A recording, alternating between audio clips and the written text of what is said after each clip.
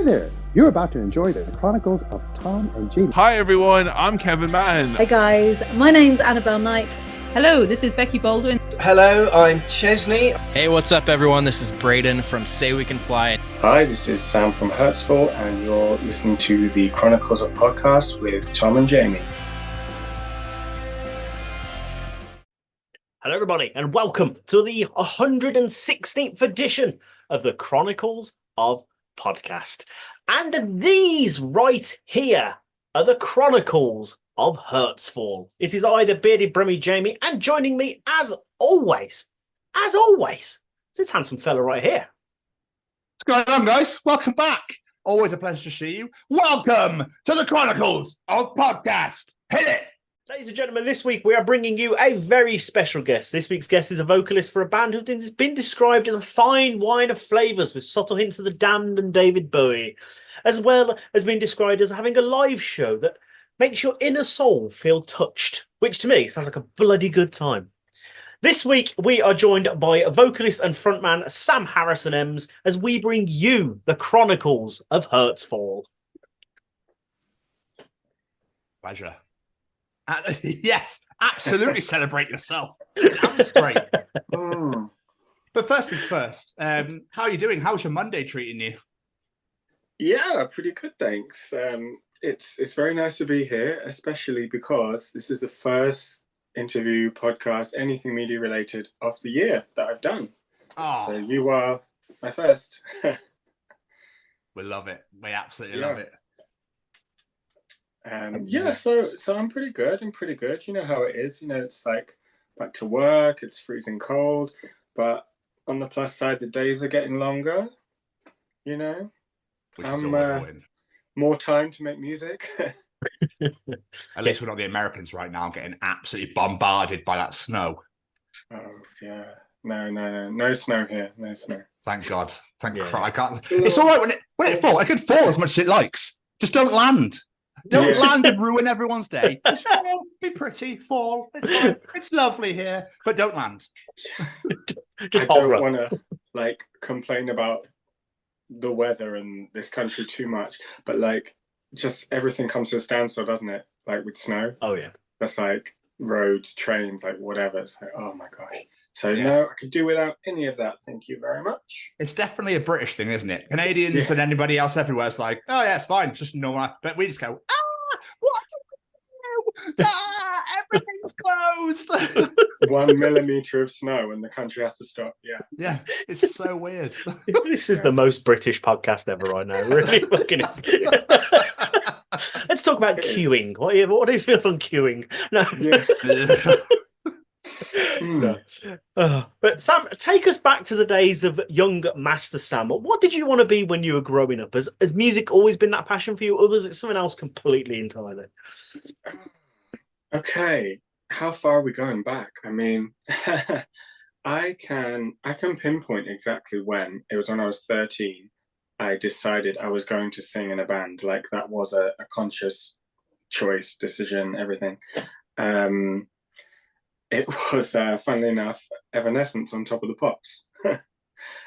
That's so. Start it back a little bit further. Like, so my dad's music taste is my dad's music taste is kind of like folky country kind of stuff. My stepdad was kind of, I don't want to say indie, you get the wrong idea, but like singer-songwritery stuff, and like definitely like the Beatles. He was big into 10,000 Maniacs, stuff like that. My mom would play me like, she liked the pop kind of divas. She liked a good singer. She liked Whitney, Mariah, Celine. She would play like poppy stuff, Madonna, whatever. She'd also play me like Kate Bush. And then she would also play me Depeche Mode, The Cure. Do you see where I'm going now? Yeah. So then for me at 13, somehow Evanescence felt like all of that together. And I was like, wow, this is for me. And it's kind of cool. It was cool 20 years ago. You know, coming from my cousin showing me Slipknot, age 9, and I was like, whoa, and Linkin Park were the biggest band on the planet. So yeah, it all kind of converged at that point. I was like, that's what I have to do. It has to be dark, melodic, kind of a little bit heavy, kind of cool and dramatic. And I was like, yeah, I'm going to sing in a band. And I did from that year. But before that, I wanted to be everything. I was going to be a writer. I was going to be an actor. What else? I can't even remember. I've had a little modeling phase as well. Yeah, I was going to be a teacher. Went to uni, did English lit. But yeah, the singing was always there, the music. Never quite let that go from age 13. So here I am doing it. In a way, Sam, though, don't you feel like that's all amalgamated into it anyway? The writing, the acting, the modeling. Yes. Do you know what I mean? So you're kind of already living your best life, doing everything you wanted to do in one. Yeah, I hadn't thought of it like that. But yes, you're using all the same kind of skills, like acting, performing, and yeah, like writing the songs. Yeah, and kind of the artistic direction of videos. And yeah. I hadn't thought about it as explicitly as that, but yeah. I love the idea, though, that you're like writing, and then when it comes to like doing videos or doing stage shows, the modeling side comes in, so you start saying, Yeah. Yeah. And then start saying, yeah. Yeah, and it's funny because I wouldn't say like it comes naturally to me, but it comes to me more naturally than the other guys in the band. So like if we're doing a photo shoot, they're kind of like, Sam, what do we do? Come on, like you find the light. And yeah, and actually, speaking of the modelling, I recently modelled for Download Festival merchandise. Like, I've done it a couple of years, but I did it last year and it was on the screens. And so it's like, yeah, that's linked to music. So I was at Download Festival on the stage, kind of. That's so cool. That's awesome. Yeah, that was cool. All I heard about Download from last year was something to do with fish and chips. I wasn't there, but all I heard about was something to do with fish and chips. I don't know what that was. I don't know if you were there, but yeah. I couldn't make it, sadly, but some people sent me videos of me on the screens, between the bands. Yeah. It's like, oh my gosh, that's amazing. Because I used to go as a teen, lots of years consecutively, yeah. So that's a cool moment. But what I know you said listening to Evanescence made you want to become a singer, but what was it specifically that just made you go, I want to do that? Was there an interest in wanting to start in music before that, or was it literally just something in your brain just went, I gotta do that? I mean, I was always kind of singing. Like, I think people just thought it was a bit weird, like around the playground, like, what is he doing? And then my mum would always be singing, and so we'd be like, singing together in the house. And yeah, it was just like a light bulb moment. It was just like, oh, right, that can be a thing. Like, I can sing in front of people. And I suppose I'd never thought of writing songs before. So then I was like, you have to do that if you're in a band, probably. So it was literally just a light bulb. Yeah, I cannot really explain it. Maybe it's like you were saying about like the things coming together. So I was already in plays and, writing stories in English and whatever. So yeah, it's kind of a natural progression. So then I was in, you'll find this quite funny, I think, a classic rock band to start with. Not like, I don't know if it's different now, but when I was at school, it's very much like boys didn't want to sing. They wanted to play guitar and play drums. Finding boys to sing was hard. So when they were like, oh, he can sing, okay, get him in. They were doing AC/DC, Guns N' Roses. I had no training, didn't know what the hell I was doing. So I was just doing this awful imitation kind of thing, probably wrecking my vocal cords. But it was pretty good for 13. It was fine, and I got good on the stage and whatever. And just always been in a band ever since, like all different genres. The next band was kind of more, kind of somewhere between like Collective Soul and Muse, weirdly. That was an interesting vibe. And then what happened? Another light bulb moment actually hit. Do you know the song Roads by Portishead? Yes. I don't. You do? Okay. Yes. That's some homework. That's a good one for you. My Dying Bride did a cover of that. And I forgot about that. Yes, they did. Right? And somebody said that I sounded like him. And I was like, well, what is this? I was like, okay, so I listened to more of their stuff. And then I was just like, I should sound like him because this is amazing.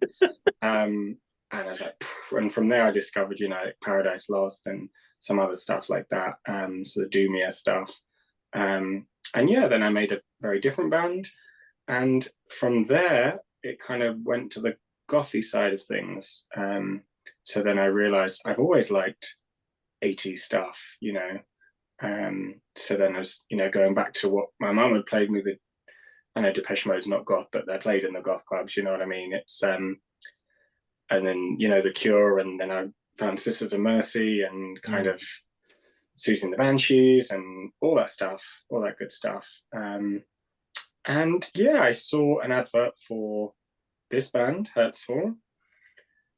They've been, most of the guys had been in a band previously called the Death Notes, lost their singer, not quite sure what happened there, but they started up a new band called Hurtsfall, put out an advert being like, we need a singer. They did it for like a year, and then they narrowed it down to me and another guy. It was kind of like a, what do you call it, like X Factor or American Idol or something like that.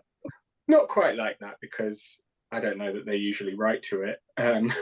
So they sent me demos of like 3 songs, and one of them became our debut single pretty much as I wrote it for the audition. So then sang what we did. I never heard the other guy, but then they had a vote and they picked me. And the rest is history, as they say. Did you have to go to their houses? No, it was all like practicing and stuff. Like, I did have to stop and think, like, you know, Sorry. like houses on X Factor, and they take them. That's so weird. Such a weird segment of the show. It makes no sense when you think about it. So unnecessary. They should have done it on the Voice. They just all sat there in office chairs and just spin round if they like the sound of you. Yeah, well, I mean, at least that makes a bit of sense. Like, but yeah, why would you jet off to another country just to keep singing? Like, it's almost like basically, look how much money I make. Look how much money I make from doing this. Yeah, this could be you. This. Look at it. Look at that random piano for no fucking reason in the corner. Never even played it. Yeah, dominance or something. Yeah. But you're saying you replied to an advert that you saw. Where did you see the advert? Like, how did this come into your eyes? Join My Band. Do you know that site? Join My Band. Yes. Yes. Yeah. So that was it. Just I was just gonna say, like, very rarely in my life, from the age of 13, from when I saw that Top of the Pops performance, I've always been in a band. Like, very rarely have I not been. So if I haven't been, it's like, I need to fix this now. So I'll apply to anything I see on there that I'm even slightly interested in. So the band name was already there. Hurtsfall. I was like, that sounds good. I could be the singer of Hurtsfall. That sounds like a thing. It's so weird looking back at that now, because obviously it is. It is a thing. Yeah, and they're doing very much kind of shoegazy stuff. It was more late 90s. And then when I joined, I kind of, not consciously, but pulled it late 80s. And now we kind of do everything. But yeah. I know you joined late, but do you know where the name came from or no? Because I'm always intrigued by this question. I'm always intrigued because I always like to know what they were called before, because people always go, that name was fucking shit, even though I bothered using that beforehand. Where's the name come from? Well, I can give you the real answer and the fake one. Which do you want? Both. Both, yeah. Both. Right, the fake one, it's the pain that Lucifer felt. No, I said that wrong. The pain that Lucifer felt when he fell from heaven. There you go. Ooh, I like that. Oh. That's a good press answer. I like that. I just made that up because actually the guys told me they just stuck 2 words together and kept doing that until they didn't hate it. That's great. You know, like, I don't know what they were saying, like fig, tree, cherry, 5. I don't know. They're just putting words together. Yeah. That is phenomenal. But I'll use both. I'm going to say both, yeah. Because it can mean whatever people want it to mean now, right? You know? I suppose. I for me, I was just a bit, you know, it sounds gothy. Do you know what I mean? It's got that vibe to it. And going back to your vocals, I got hints of Ville Valo in there. Oh yeah, for sure. Yeah, which is that's all I could hear. It was like I could just hear. I was trying to like go. His voice is definitely Ville Valo, and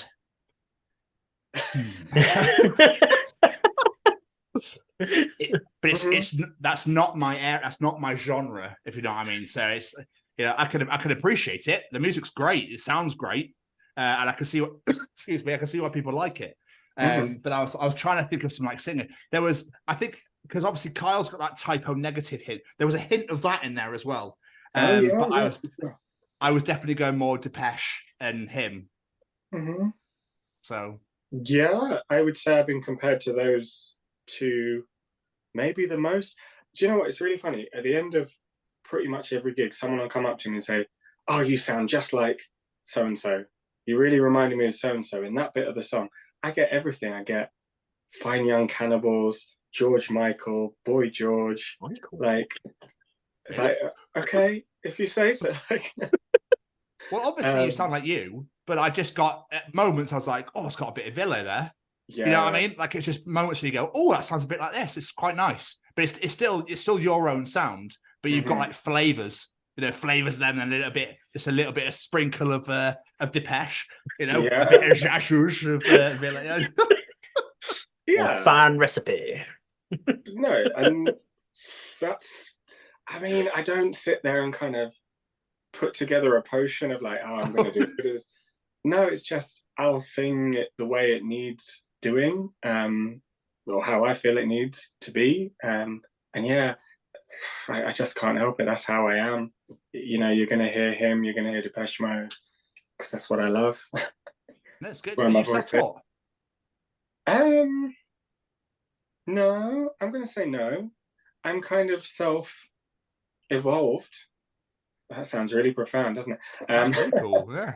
Really means is I stopped having lessons and just shoved everything together and just started singing live. So I've done a bit of theatre, musical theatre singing. I've done like popular song. What else? I did opera for a bit, so that's when you hear like the low bit, like. But I was never that good. I wish I'd stuck at it. Maybe I would have been, but yeah. So I just use all of that, and I think I've got a pretty good handle on what I can do now. Yeah. Oh, absolutely. I don't deny that at all. Yeah, and I plan to keep improving. Like, in fact, like I was just thinking the other day, like. I'm so much of a better singer than I was like 10 years ago, and I think it's practice, it's going out there doing it, making mistakes, like like I've learned you don't drink a day or two before the show, like I used to go on after one or two or whatever, then you struggle to hit the notes and you go, oh right, not doing that again. Things like that, and if you just keep a good technique up, you keep trying things, I think everyone would get better. It'd be a bit of a sore point if you got worse, wouldn't it? But some people do, I suppose. If they wreck their voice, they don't look after it, they don't try things, they don't develop. So try and keep it a healthy sound that I keep evolving. Yeah. As cliche as the expression is, I say it to my daughter every day: practice makes perfect. Just keep going, so and you get better and better and better. But the group started out in 2018, and then the world decided it was going to close in 2020 because why not? But how did that affect the band getting off its feet in those first couple of years? Were you about to like go out there and try, or was it like, time to reflect? We can work on some things. Big sigh. I'm thinking a lot of things, feeling a lot of things. I just say them all. Like, I didn't like it. It was not a good time, because we were okay. So 2017 they formed. 2018 I joined. We spent like a year writing, started recording. 2019 we started releasing things. 2020 we had like big plans, and it was like we had interest. I can't even remember where from. Just bigger bands wanted to take us here and there, and festivals, and it was all go, and it was like stop. And we were just at that bit where if it had happened 6 months later, maybe we would have had a fan base to capitalize off, but it was just that little bit early that we were still a start-up band, if that makes sense. But did our best, and we had a few songs banked, as it were, like already recorded, that we could kind of drip feed out. We managed to do a socially distant music video. So our first music video, I think our only proper one, like with us in it, you'll notice we're not in the same room, and that's because we couldn't be. It's high time we do one all together, and that is in the works. But yeah, so we did that, and then we wrote a song separately, and it was for something called Ice Planet Goth for Darkness Calling. So that was raising money for the Trevor Project for LGBTQ plus youth in America. It was all Star Wars themed songs. That was a massive learning curve for me, because to start with, like, I just write about whatever I want. No one tells me what to do. And so having something there, it was kind of like, oh, I have to hone my skills, you know? And the other thing is I like to have everything ready before like recording. I don't like doing it in bits and all separate. Like I had to be in the room and we jam, none of that. So I had to develop, and we all had to develop like as a band. And I think a lot of bands will tell you similar things, like the ones that survived that time, we got better. Like we had to be more flexible with how we write, how we record, you know, everything. So yeah, we came out of it good, but yeah, I'd rather it hadn't happened, but you know. And I also I had speaking of the acting from earlier, like I got one of the main parts in Rent, Roger. I was going to be doing that at Derby Playhouse. He's like a rock star, just a little bit out of his prime, who's dying of AIDS, and it's like that would be such a good role. Like I just know the song. I pretty much know the script because I was obsessed with it as a teen. And yeah, that was just like, no, not doing that. So it's kind of, yeah. And now the director's like gone off to London, and it's not going to happen probably again. Not like it was, and I don't know if I have time for it now. So you know, that moment's gone. So yeah, the pandemic wasn't good. Not a good time, but we're a better band for it. No, I'm so sorry. That does suck. Like, you know, to have that opportunity taken away from you. But like you said, you found the positives. You learned some new skills. The band grew bigger and everything like that. So yeah, there was some positives from it. But the one thing that makes Hurtsfall different to other alternative bands is you have no guitar, like general lead or rhythm guitar. It's only a bass. I love that. It's so unique. It's brilliant. Was that intentional to make that part of the sound? Did it just sort of happen? I would love to say it was intentional, but it actually wasn't. That was another case of us adapting to things. So when I first joined, there was a guitarist and there was also a drummer. The guitarist left pretty early on in me joining. He's gone on to do solo things. I just think being in another band straight after a band wasn't working for him, and you know, more of the people side of it, I don't think he was interested. So then we were like, what are we going to do? We need a new guitarist. And then we were like, for now, let's limp on without. And because Mike, I call him guitarist, he's kind of our bassist really. He has like a 6-string bass. So he will do rhythm guitar-y bits and sometimes even lead bits on the high end of that. And then he'll switch down to the bass as well. And then we were like, this kind of works, and it's kind of like a gothy thing to be led by bass, like, you know, that really hard bass. We're like, why complicate it? Let's not get a guitarist. And then sadly our drummer, he left and then he passed away. Yeah. And then we were like, well, we need a drum machine so we can get this song going. And then we were like, hang on a minute, this is another really gothy thing. No live drums. So then we were down to 3 of us, and we've been that way for a long time. So it works. And we kind of made it a feature of the music. Like, as you said, it's so cool, just like no guitarist. It's a bit of a nightmare explaining to like sound engineers, because they're always like, what's this? What about your drummer? What about your guitarist? It's like, no, you just plug us into the PA. We're good. Got backing tracks. We're good. Yeah, but I really like it. And yeah, it makes us different. I really like it. Everywhere I was reading was like, plays the bass 6. And I was like, what the fuck is a bass 6? And I saw a picture, I was like, I see. I'd never heard of that before. But, sorry. That's what I was going to say, but I'll crack it anyway. So your lyrics then, Sam. Obviously, you were talking about how much you like you want to be a writer and stuff, and you did English at university. Are your lyrics very personal to you? Are they story based? Are they more political? Like, what sort of avenue do you like to go down? Not so much political, although now and then it will creep out. But really, with all of them, it's just what I'm feeling at that point in time. Yeah, they're very personal to me because I write it, so it's going to be about me and what I'm feeling. We did dabble a bit with, like, you know, the drummer Dave. He was keen on getting involved in co-writing, whatever, but that never really materialized. And I think the other guys, they just love making the music and you know, more of the production side and stuff like that. So they're like, well, they've never said it, but I assume they're really happy with the lyrics as they are, because they just let me get on with it.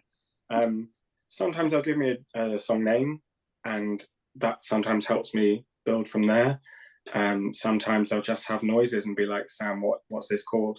And usually when we're working on something, they'll be like, oh, is it still called this? Like, you know, they leave it up to me, which I really like. Because, yeah, it's kind of an intimate thing, like the relationship the singer has with the lyrics and the melody and all that.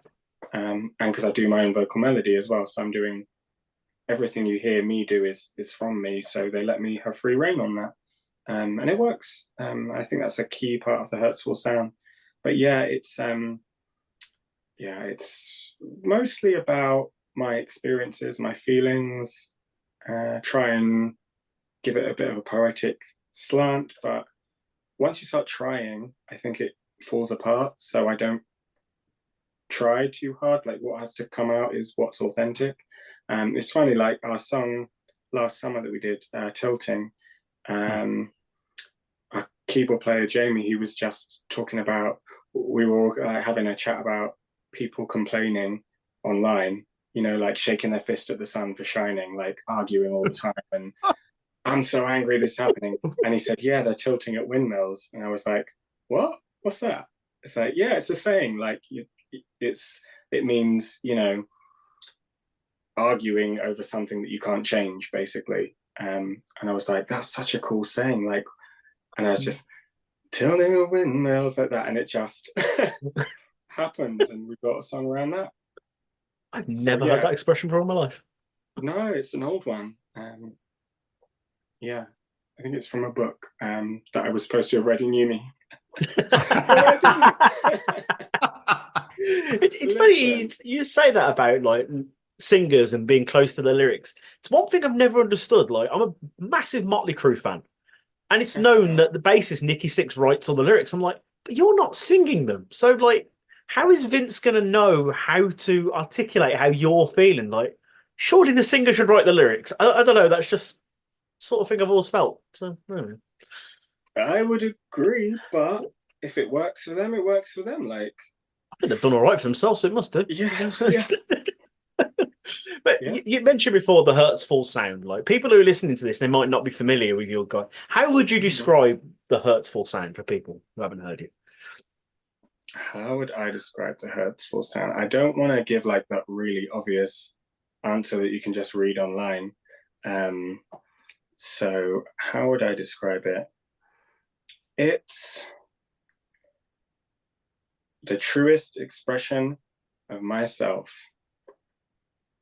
That's not going to make you want to listen to it, is it? It's a great answer, though. So let me give you the other one, the kind of, so that people can understand, like, the music side of it. It's I would say we sit in, like, a sweet spot between Depeche Mode, The Cure, and New Order. And if you kind of splatter Sisters of Mercy all over that, we're right in the middle of that triangle. Is that a better one? I like that. Yeah. I like that a lot. And weirdly, my next question was going to be, like, who were the bands that influenced the sound of the band? And you just sort of answered that one for me. So there we go. That question done. Yeah. That's it. I'm efficient with my answering sometimes. I would say we're also just something original, though. Like, we are a kind of Frankenstein's monster of all those sorts of bands and more. Like, Who else do we like? I really like The Mission as well, Children on Stun. We like, there's some new bands coming out, and that inspires us, like Then Comes Silence, Vision Video, Augur, so we like all of that, and you put it all together, but there's something that we do differently. Like, I don't think we sound like a covers band or like a throwback band from that period. There's something very new, and I think that's to do with the way that I sing in all different ways. I think it's to do with the bass being the lead. I think it's all those keyboard layers.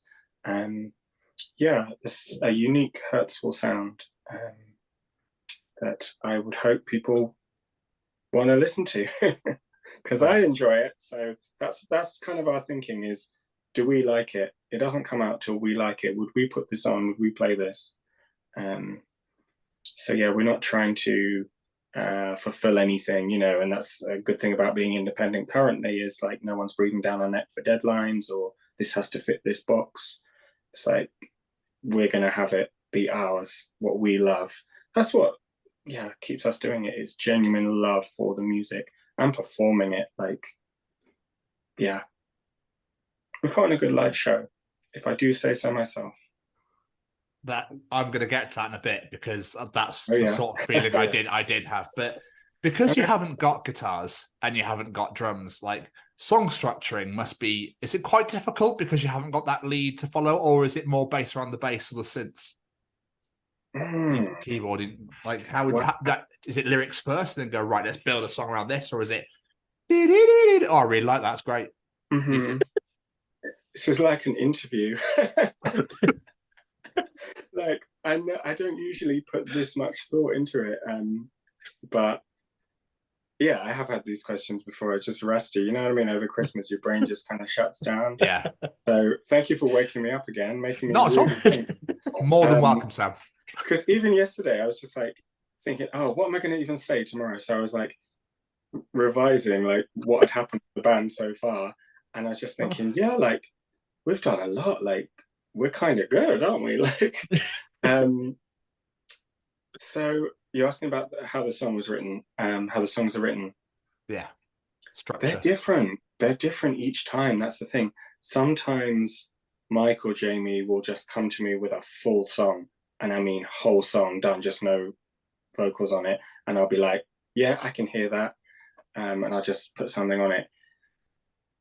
More often than not, it'll be one of them comes to us both with a riff, with a sound, being like, oh, here we go. I've got this section. I've got two sections. I don't know what's verse, what's chorus, but let's do something. Sometimes we'll jam it together in the room and it'll just come together. I feel like our track Revelator, that's kind of what happened there.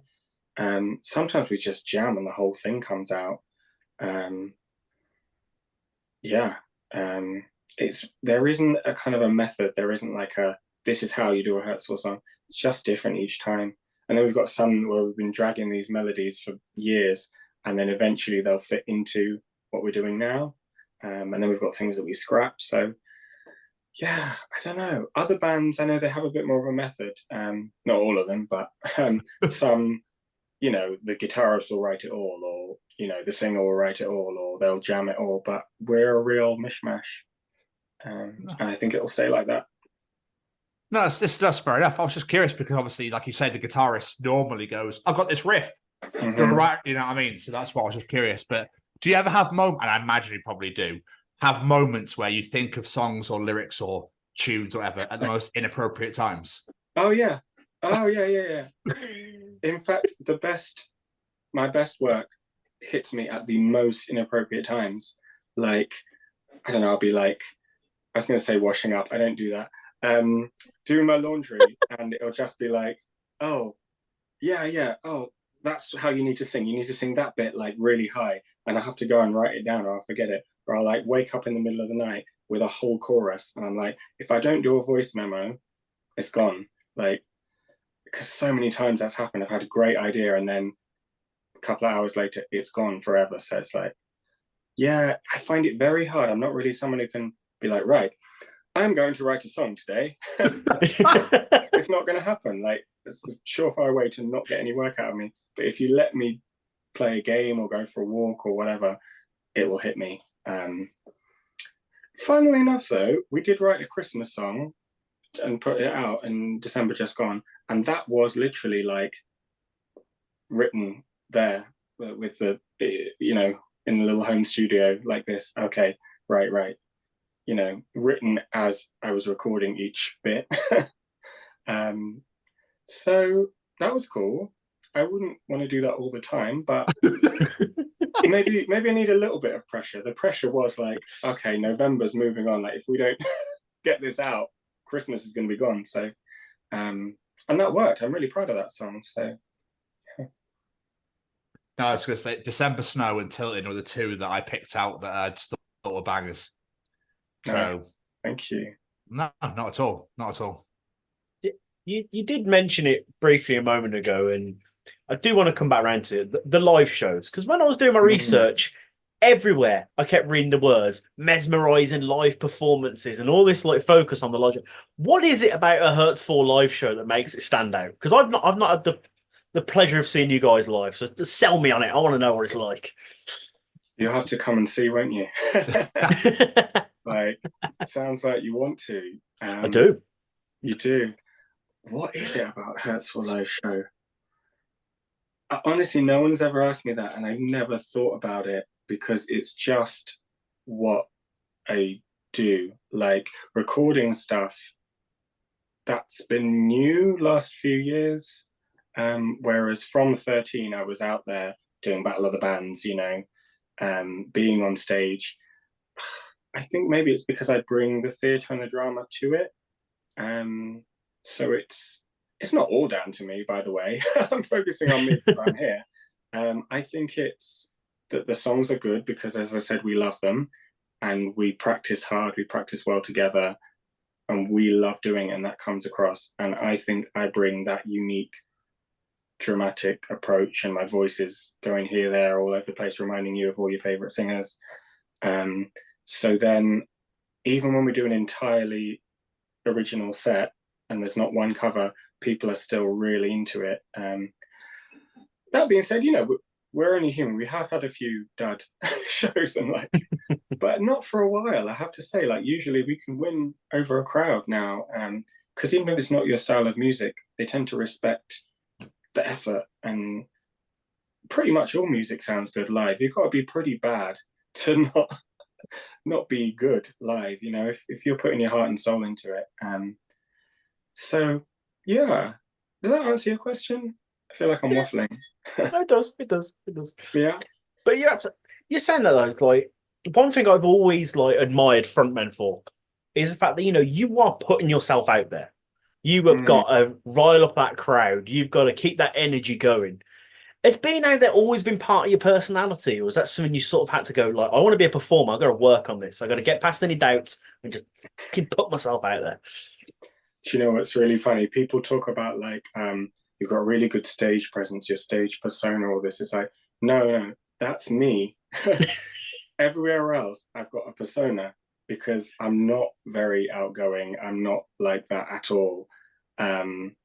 So, like, it takes a lot out of me, and I'm not complaining. I absolutely love doing it. But at the end of it, I do feel like I've done a marathon, and I genuinely mean that. Not that I've ever done a marathon. Or, like, you know what I mean? Like, you know, when you've done, I don't know, cross country as a kid, when you've done a proper physical race, like, it is a full mind, body, soul kind of drain.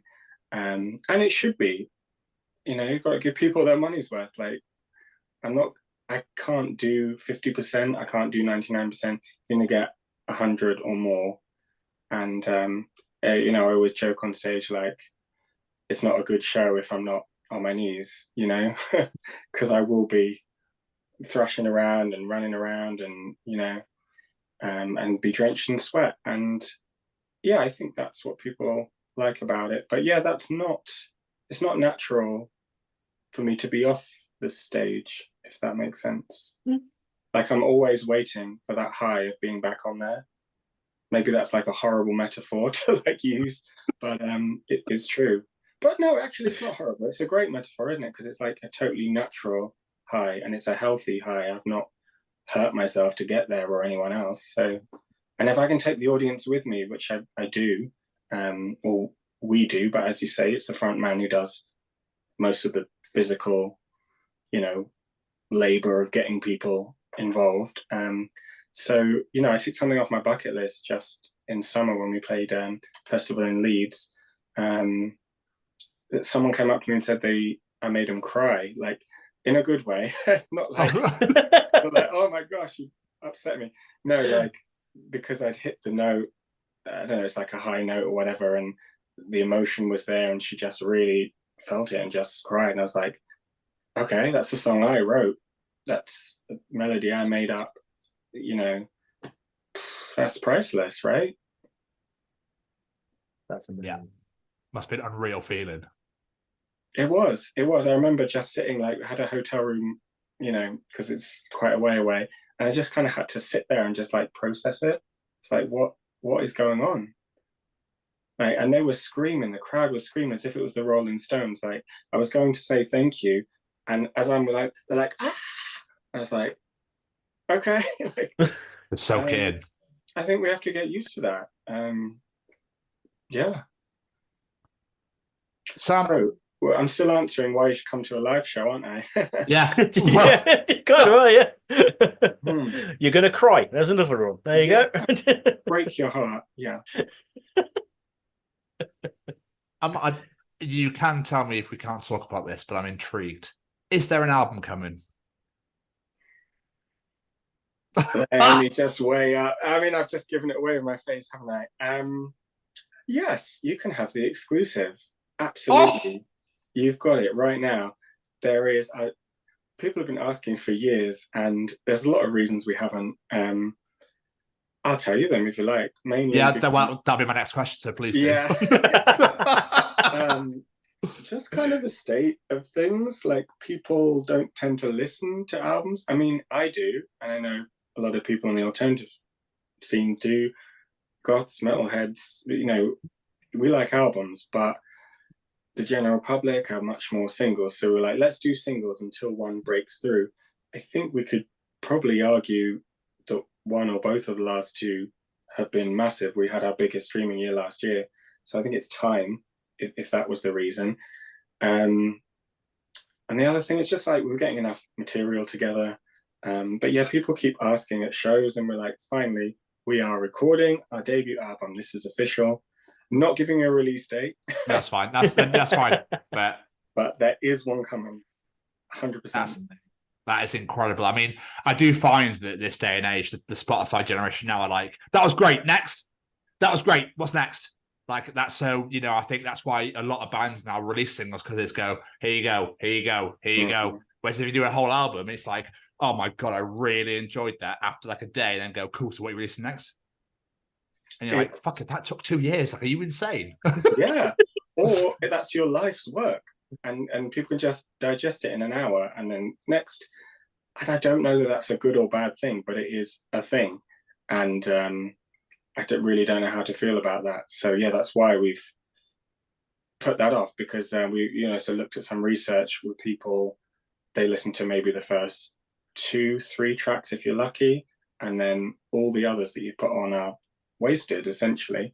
But then we just realized, well, we're not making it for those people. We're making it for the people who want a full body of work, and for ourselves, because I like an album. If I like a band, I'm going to listen to everything they've ever recorded, albums back to back. That's what I like. So let's do it. Let's be what we like. I think people like a physical copy as well now, because obviously vinyl's flying at the moment. So I think it'd be good to be like, look at this right here. This is what I did. Look at it. Yeah, and CDs and even cassettes are having a comeback, aren't they? I heard. Yeah. Like, I don't know if we'll do that. Maybe. We've done a few interviews, man. I do my research for bands. I'm like, they release this on cassette? Do people still have cassette players? Like, what? I don't. Apparently so. Yeah. Apparently some people do. But it's funny. You were saying like how last year was an unreal year for you guys. It still feels weird saying last year. But the last 2 singles alone seem to be like a career highlight. Like, you released the Christmas single, December Snow, and your single before that, Tilting, have been huge hits for you. But what made you decide to release a Christmas song? You'll have to ask one of the guys. I just went along with that one. Oh no, I do know the answer to that. I do know. Basically, because we want people to play that every Christmas. Partially, for the like numbers, so we get that little boost each year, but like it's not just about that. It's more like being part of people's yearly tradition. And like most Christmas music, I don't know, it's kind of happy sounding, or like not aimed at people who like the kind of music that you or I or any of us or anyone listening might like. I don't think there's enough dark Christmas songs out there, and not everyone wants the kind of happy clappy stuff or whatever charts every year. So yeah, it was like, can we be something that you put on when you're starting to put the decorations up, or when everyone's gone home, when you actually just want to chill. So that's what inspired it. But it was an interesting process, writing it as recording it. And I was so ill as well. Like, I don't know if you can hear the lead vocal. I have a stinking cold, but I think it like made it like low, and kind of bassier than I would normally. But yeah, who knows? We might do more Christmas music. I feel like goth Christmas is a target audience that needs to be there. Like, it's just a great idea. But I just love the fact, though, when I was listening to it, I was like, I love the fact it's got like this festive sound of the bells, but it's still hurtful. It still sounds like a hurtful song. I was like, this is really cleverly written. I really like it. It's really clever. Yeah, you got to have bells, and just the chords sound Christmassy. But yeah, as you said, that is exactly what we aim for. Is this still has to sound like a hurtful song? If we play this live, it can't be like, oh, there's a Christmas song, sounds nothing like their other material. No, it's purely like us. So yeah, I'm really proud of that one. Although it's really weird to listen to it any other month, which is a shame. Like, I mean, you can listen to it maybe after Halloween up to New Year's. That's about it, I think. Yeah. Would you put it in the set list? Would I? Yeah. Oh, yeah. Would the guys want to? I think they would. Like, coming up to Christmas next year and in the future. But right now, we wouldn't, because it's so Christmassy, I was going to say, because you've got a show in February, aren't you, in Leicester? So it's like... Yeah. I mean, unless you change the lyrics and talked about snow, you might have snow in February. Yeah, possibly. Yeah. With the way climate change is going, it could be. You never know. Winter could now be in May. You know what? I'll just change the month every time we play it. Like, no, I don't think we'll do it for that show. Okay. I don't think we'll do it till late this year, actually, if at all. But yeah, I have thought about it. But yes, I'm glad you mentioned that show as well, because that's going to be a huge one for us. It's HRH Goth at the O2 in Leicester. And so we've got the Dance Society, got Sex Gang Children, load of other really good ones as well. So that's going to be another kind of highlight for us, another stepping stone. That's why I'm doing this. Yeah, I'm not swimming. Yeah, so that's going to be really good. And we have another one local to us, Nottingham at the Angel. We've got quite a few festivals this year. We've got another one in Leeds in the summer. We've got another one in Morecambe. They're all on our socials at Hurtsfall UK if you want to check them out. Don't test me on dates, please. I don't know, it's maybe...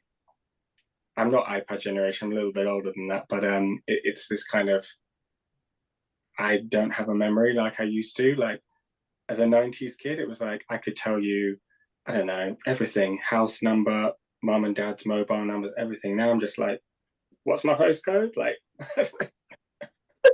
it's crazy. I think it's iPhones have everything stored, so you don't need to know them anymore. Let's blame the iPhone. Blame the technology. Yeah. You bloody bastard. Yeah.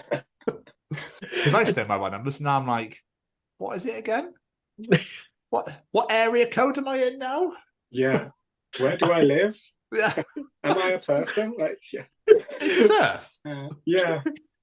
It's funny because literally the other day I was somewhere and they asked me my postcode. I said it and I turned around to the wife and went, "It's our postcode, isn't it?" Like, I wasn't 100% sure because I just don't remember shit anymore. No, I know how to get home. That's all that counts. Like, as long as I can make my home, I don't need to know the address. It's fine. Yeah, it's fine. And as long as I can remember lyrics on stage, that's ideal. I usually can, to be honest, but I don't know, that's different. Maybe I need to sing phone numbers and attach it to a tune and then it will sink in because, Absolutely. that works for me. Start singing your mobile number in a gig. Shit, I didn't mean to sing that. I read in your little bio that you were played on national Canadian radio. That must have been fucking cool. Yeah, I had thought of that yesterday, so I'm glad you brought it up because that's just. So we'd had a few knockbacks just before that. I won't name and shame because you never know, they might come back to us. But anyway, we were feeling a bit like, oh, it's not really working, but we'll keep plugging away. And then out of nowhere, it was like, oh yeah, you're going to be on the Strongbow show, and it's like, that's like kind of like the BBC in Canada.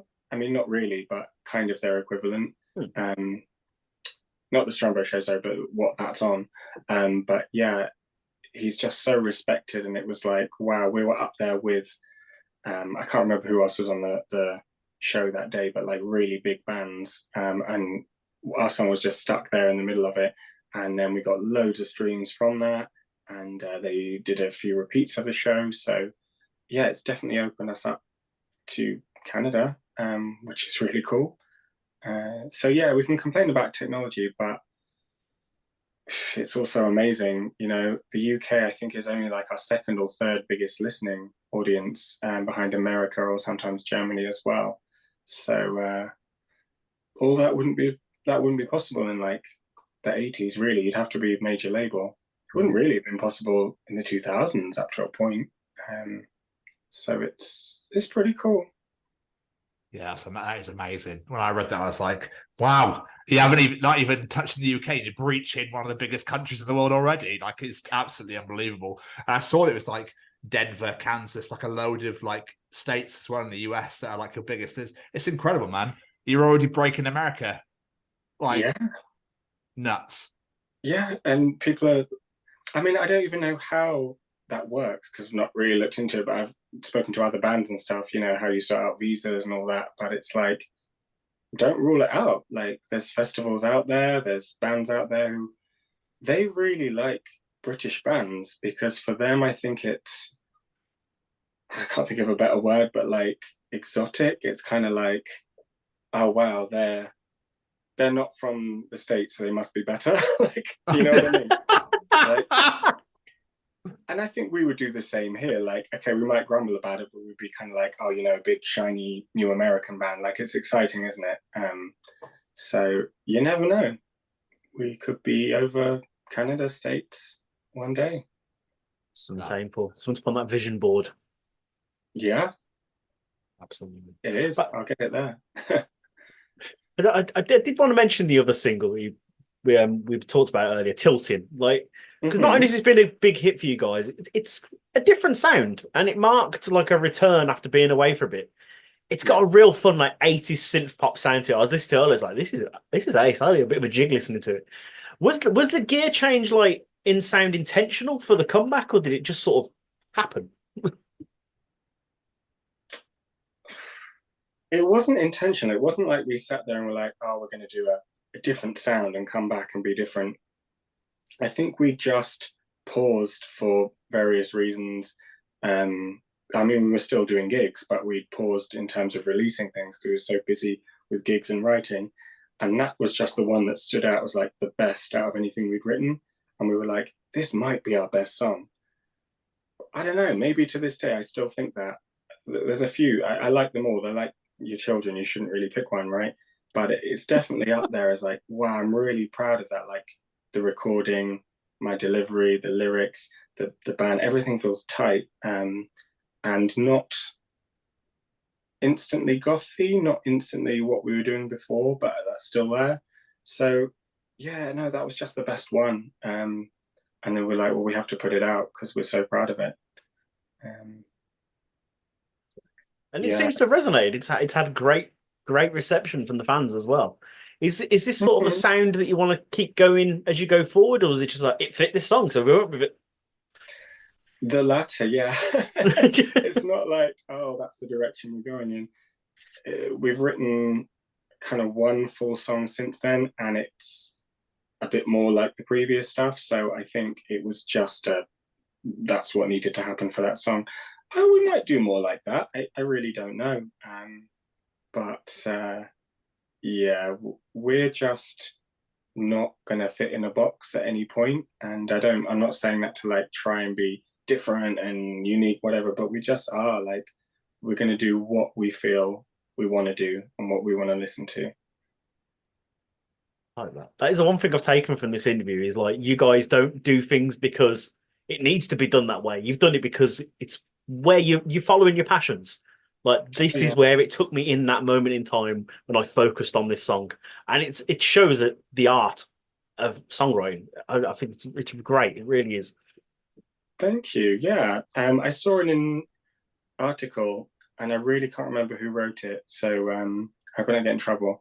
But something about drawing a line in the sand, and like you make art that you want, and instead of chasing trends, wait for the sands to move, and where you're at is going to be where everyone wants to be. I might have said that wrong, but you get the gist. Yeah. And I really took that on board because I used to chase trends a little bit. You know, when you're young, you don't really know what you want. You're trying everything. But yeah, you just got to be authentic to yourself, because there will come a point in time when that's what's cool. And even if it isn't, there'll be some people who think it is. So find your tribe. And yeah, that is the way that we've done things for a very long time, and we will continue. Love that. That is amazing. And yeah, and fair play. And I hope it does continue because it makes you guys unique. I absolutely love it. Thank you. Yeah. Before we start wrapping this up, like if people are listening to this and they're like, do you know what? I like the cut of this guy's jib. I'm going to go check out some of that Hurtsfall. I'm liking the sound of this. What's a couple of songs from the back catalogue that stand out to you that you'd recommend people go check out? You have to listen to all of the songs. Perfect sales pitch. Love it. Yeah, on repeat, on every platform. How many am I allowed? I want to play the game right. Just 1, 2, 3. I said a couple, but you can have one for extra because I've enjoyed talking to you. So you can have 3. Oh, thank you. 3. I can actually think of 3. I was saying earlier about you shouldn't have favourite children, and I'm about to pick them. Let's say 12 Long Years, because that is what we closed the set on, and it's still our most listened to song ever. And it's very kind of stompy and dancey and kind of heavy, very Sisters of Mercy influenced. It's just great fun, and it's a little bit tongue-in-cheek. It doesn't fit that kind of the way that I write other songs. Like it's just totally different for us, but it works. So I'm really proud of that. Everybody seems to like that one. I would then say Tilting, because I just think it's such a perfect song. I'm not saying like everything about it is perfect, but to me it's like so tight, the way it's written, the way it's delivered. It just clicks as a good song for me if I heard that from another band. So I'm really proud of that as a singer and songwriter. And then I'm going to say Calling Out, because that is the one that someone came up and told me they cried because of. So that's kind of and we've got a couple of ballads, I suppose, but that's our main one. And it's, I think, 7 minutes long on the single. So it's quite a hefty one. And it's a little, I would say, even proggy in places. And certainly when we do it live, it has that vibe to it. And just, as a singer, it's very rewarding, and I keep adding bits to it. So if you come and see us, you'll notice I'll deliver the big bits slightly differently. You know, I listen to all sorts of music, so I was picking up on like Luther Vandross, the way he goes like really low before going up, and I was like, I can do that. So I've incorporated that, and it works. So those are the three. Like it, beautiful. Everybody go listen to those songs and the rest of them, because why not? Why not? You're gonna fall in love with them for it, and then go listen to the bloody rest. Mr. Stevens, do you have any more questions for our wonderful guest? I do. I don't know how much you can tell us, but what's in store for 2024? We're going to be working on that album for sure. We are working on some new merch, because we've got merch, but it's time for something new. Like I don't know how much more I can tell you. That's apart fine. From festivals. Maybe one that's really special, that's really big, that I can't say yet. In addition to HRH Goth and some of the more independent ones I've already mentioned. And you can expect more songs that you haven't heard yet. And I think you can also expect us to keep rising, because last year was amazing, and we're putting in even more time, and we're loving it. So hopefully you can be part of that journey. Everybody listening. Incredible. Wonderful. Absolutely amazing. And I wish you all the continued success, because, you can see the passion that you've got towards this. And I really hope all the success to you guys. Really do. Amazing. Thank you so much. Before we let you go, any plugs, social medias, anywhere you want people to go and check you guys out? Yeah, so we're everywhere that you can be on socials at Hurtsfall UK. Then if you go in the bio, we've got a link tree there that'll have all our gigs. We're on whatever you listen to music on, Spotify, Apple, Amazon. We've got a Bandcamp as well. So check us out wherever you like. We're on TikTok as well, if people do that. And we hope to see you all at gigs very, very soon. Absolutely amazing. Everyone go check out Hurtsfall right now. Thank you so much, Sam. Seriously, thank you so much for doing it. It's been absolutely great to chat to you and have you on tonight. It's been wonderful. Thank you so much. No, thank you both. That was a nice experience. I did feel comfortable to, deep dive. So that was cool. Hi, Jamie. Hiya. We're back for another week, and welcome to Story Time with Tom. I had to straight away.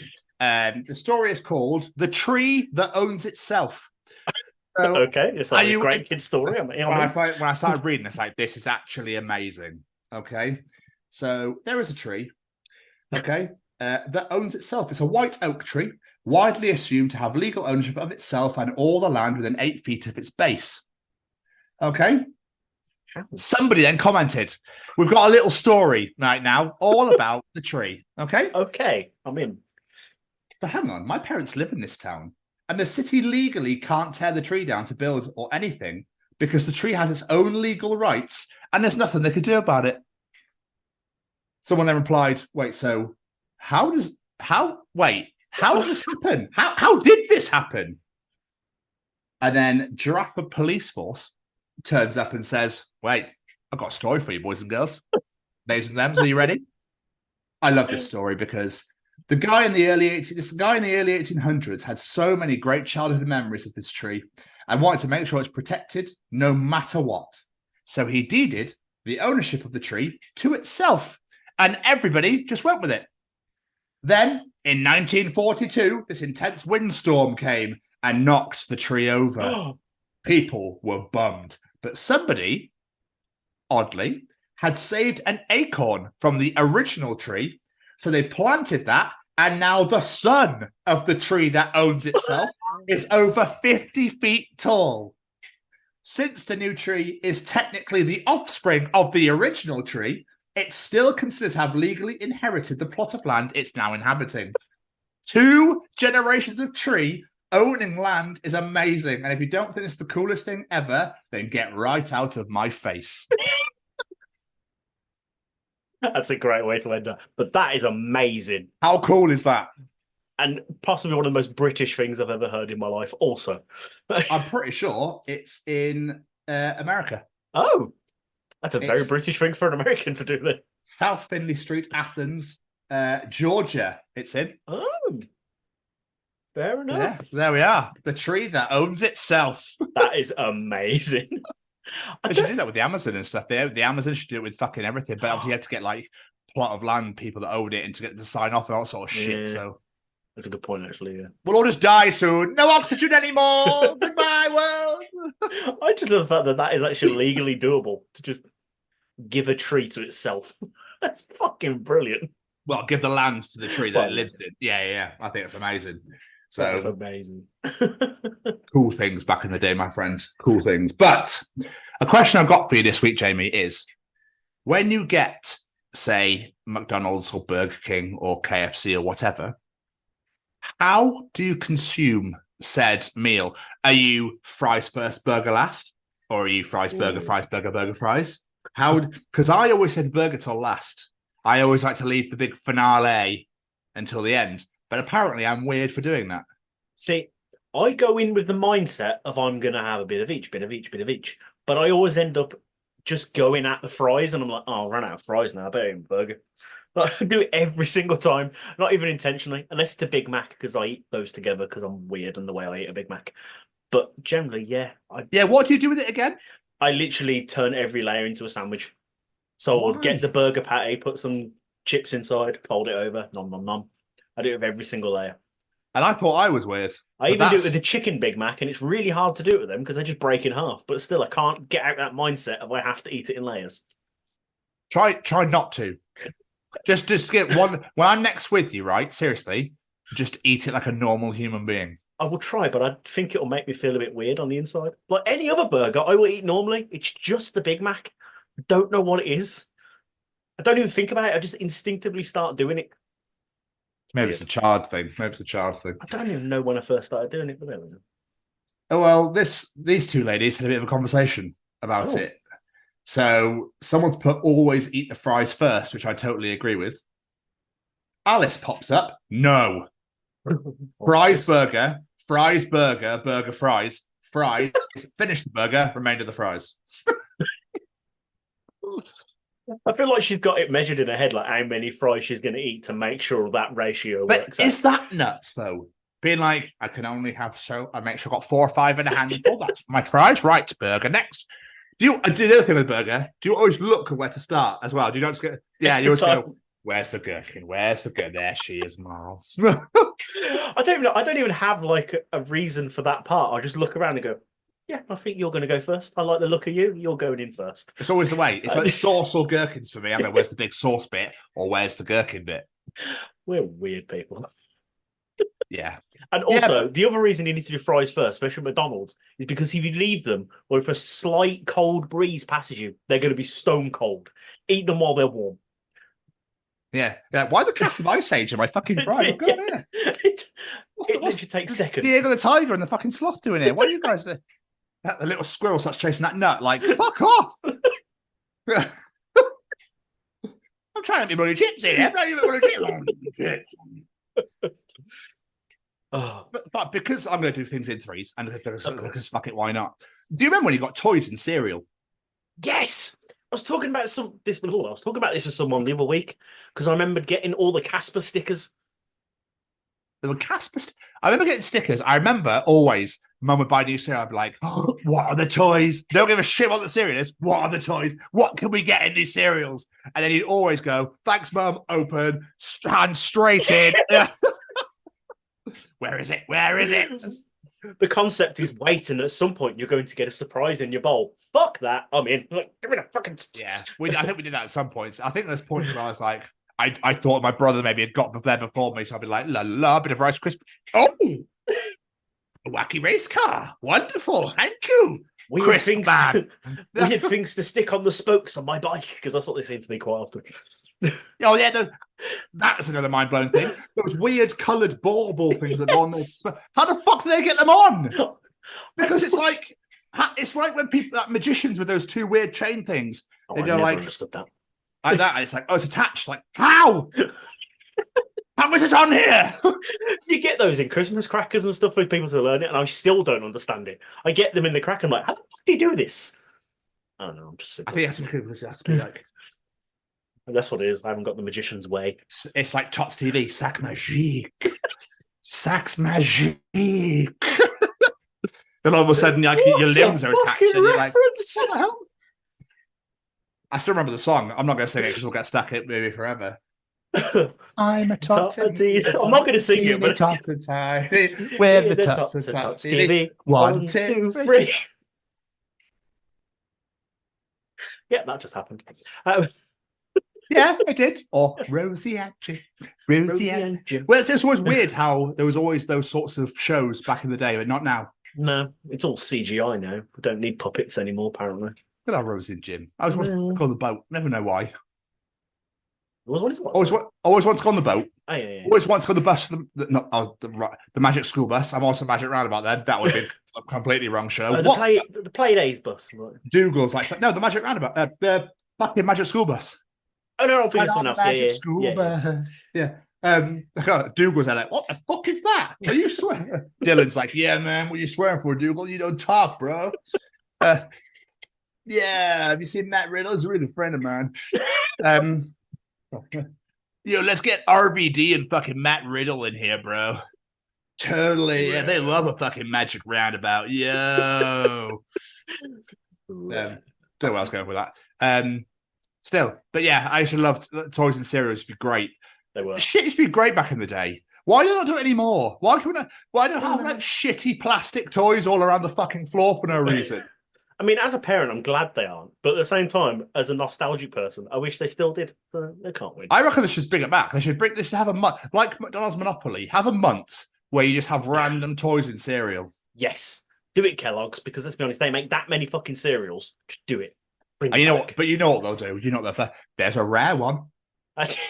There's a rare one hidden somewhere. Like, oh, it'll win you $1 billion.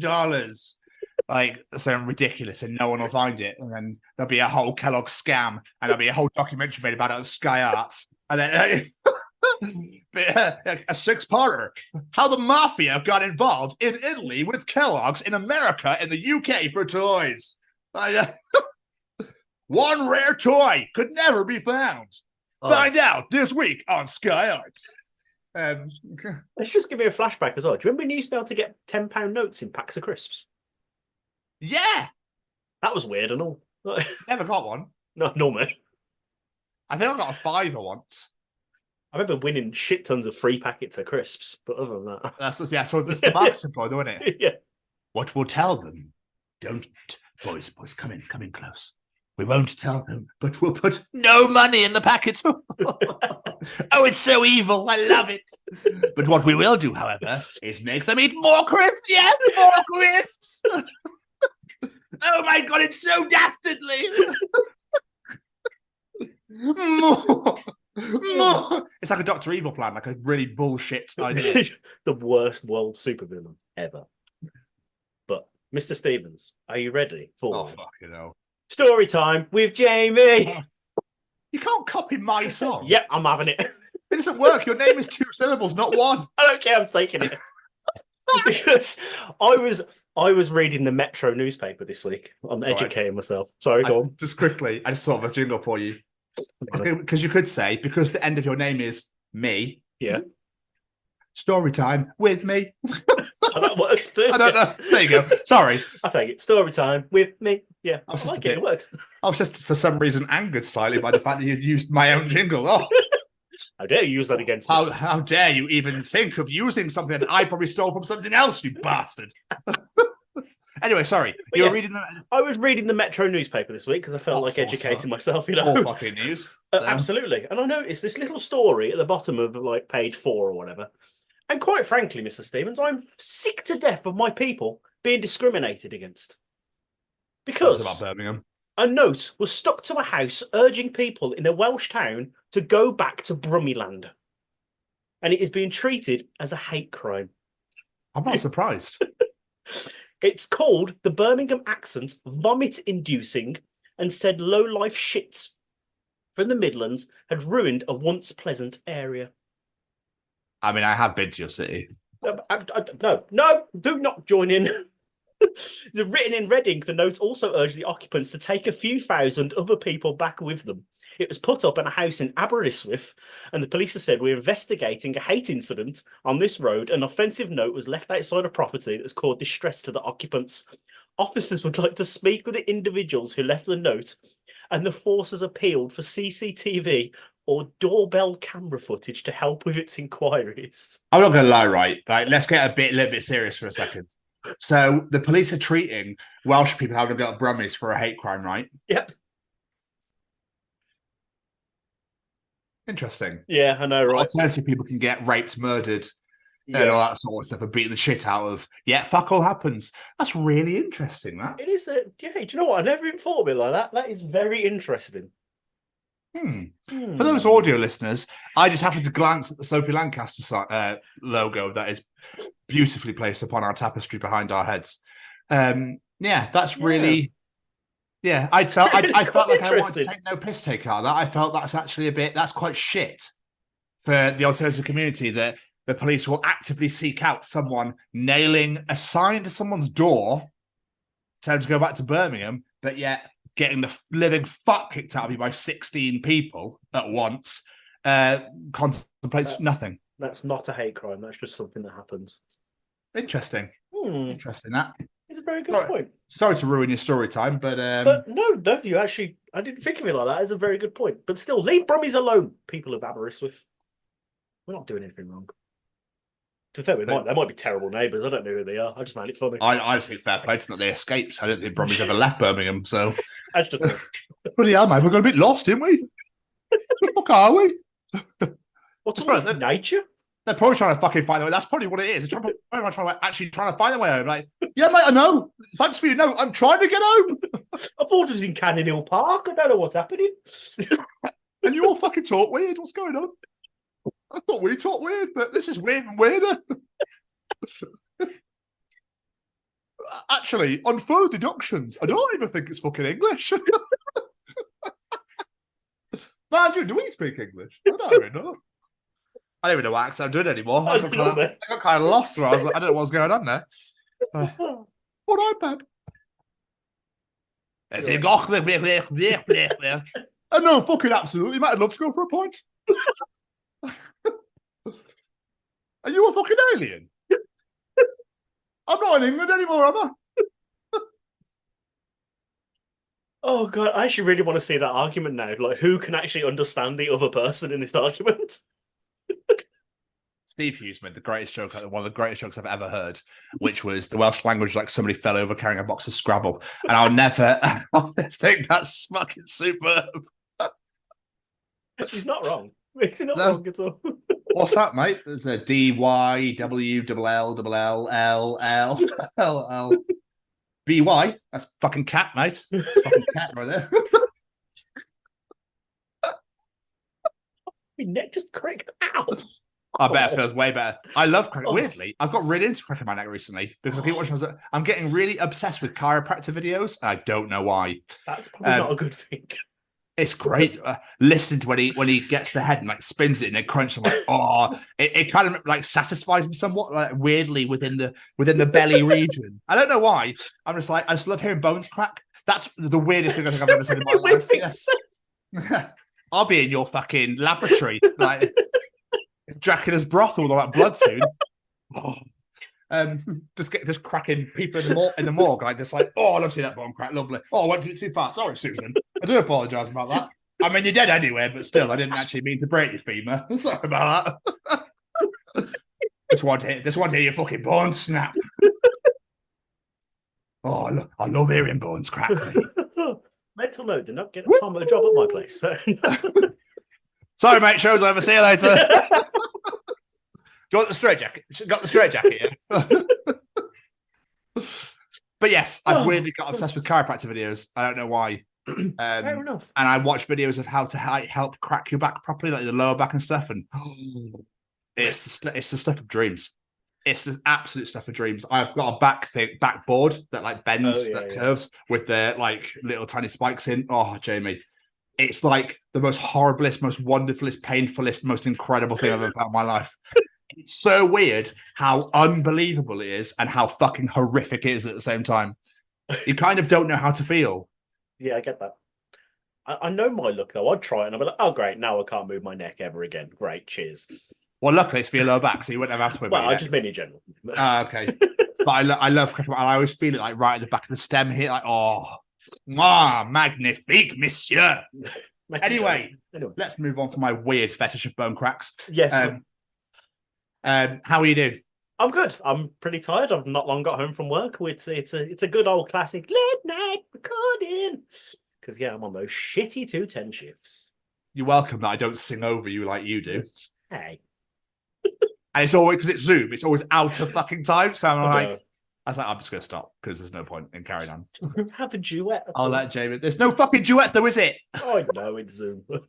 You bastards. Anyway, how was work? Dare I ask? It was all right to be fair, apart from being stuck on playing firefighters for 2 hours. But there we go. You fucking love it. Oh, selfie. Oh, I'm a firefighter against selfie. Pout. Oh, wait, I've got a helmet on. No one can see. Sorry. Sorry, everyone. I was this close to sending you a photo just because I know how much you love it, but I stopped myself. I'm actually a porter, but still, I look like a firefighter. Oh, Jesus Christ. Makes me feel important. What can I say? I better put a filter on. Oh, no, wait, no one can see me still. I'm in a firefighter outfit. Yeah. I'm waiting now for you to fucking live stream it. So I'm here live on top of the building and we can see somebody's died. Oh, my God. Oh, dear. Let's not tell Tom. He'll only want to come crack their bones. Like and subscribe to my channel. Oh, my God, he's burnt to death. Holy shit. Like and subscribe to my channel. Don't give me these ideas. You know what I'm like. Jamie, so we noticed that you were posting videos and photos on your personal social media, so we're going to have to let you go. Sorry. You'd have been there one day and be like, the Chronicles of Podcast is going live. You're like, what? Why? It's just me. If I ever saw that, I'd be like, oh, what's he doing now? It wouldn't be like, oh. It'd be like, oh, fuck, what's he doing? I better go and save our business again. No, I'm Cheeky bastard. I'm only joking. I only pushed the buttons because I know you love it. I do. And I know I can get away with it as well. I'm not. How are you, my friend? I'm quite tired. I've been watching a lot of the NFL playoffs, so it's not from my job is in here, so I don't go anywhere. I've been watching a lot of the NFL playoffs, so they've been finishing like 1-2, and when they finish about 1:30, and the next game comes on, like, yeah, this game's gonna be fucking. So I do a Jamie. So I can't watch the game. I watch the highlights, and then I always that stupid thing. I wake up in the morning and go, "Oh, social media notifications, lovely. The Rams won, did they? Perfect. Okay, well, there's no point watching the highlights anymore." It's happened every day. So the Lions won, but still. But unfortunately, we lost yesterday, which is fine. It is what it is. We went into a very, very, very insanely snowy and cold Buffalo, and we lost 31-17, which is not, we were on the fucking comeback. That's all I can say. But I know no one cares, unless you're an NFL fan that listens to this. But obviously, Mike Tomlin announced today that he's staying for his last year, which is like, yes! He's staying for his 18th year in charge of the Steelers, so I'm happy with that. He is Jesus. And then awkward, everyone a winning season. He's never had a losing season. That's all I'm saying. One of the greatest coaches in NFL history, in my opinion. People are like, oh, what you saying? You absolute heathen. They're like, but he's won 17 seasons in a fucking row. I don't know how many more coaches could say have done that. I'm pretty sure he's third all time. So, there we are. But Lewis Rees-Zammit, who's a winger for Gloucester, or should I say now was a winger for Gloucester and Wales, has dropped out of rugby union altogether to join the NFL pathway. Oh. And everyone's a bit like, really? What? Why? Okay. So Christian Wade, who used to play for Wasps years ago, I say years ago, like I think it's about 7 or 8 years ago now, joined the NFL and got to the Bills practice squad. that's about as much as anyone from rugby has ever made it to the NFL. So I'm intrigued. I think he's 22, 23. And I'm kind of intrigued to see how he does. He's rapid, so that's going to go in his favour. But that's about it. So fair play to him for taking a gamble on himself. Fair play. But he loves the way his hair looks. So I don't know if he realises he's got to wear a helmet. I was going to say, no one's going to see it. Sorry, Louis, you might be a bit fucked there. But I'm intrigued because it's, as much as people want to take the piss, it's kind of a cool thing for like gateways to get into that sort of sport, more gateways, and it brings more eyes onto maybe rugby in America.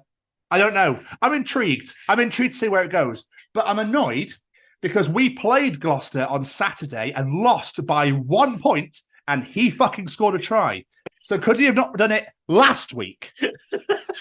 You absolute motherfucker.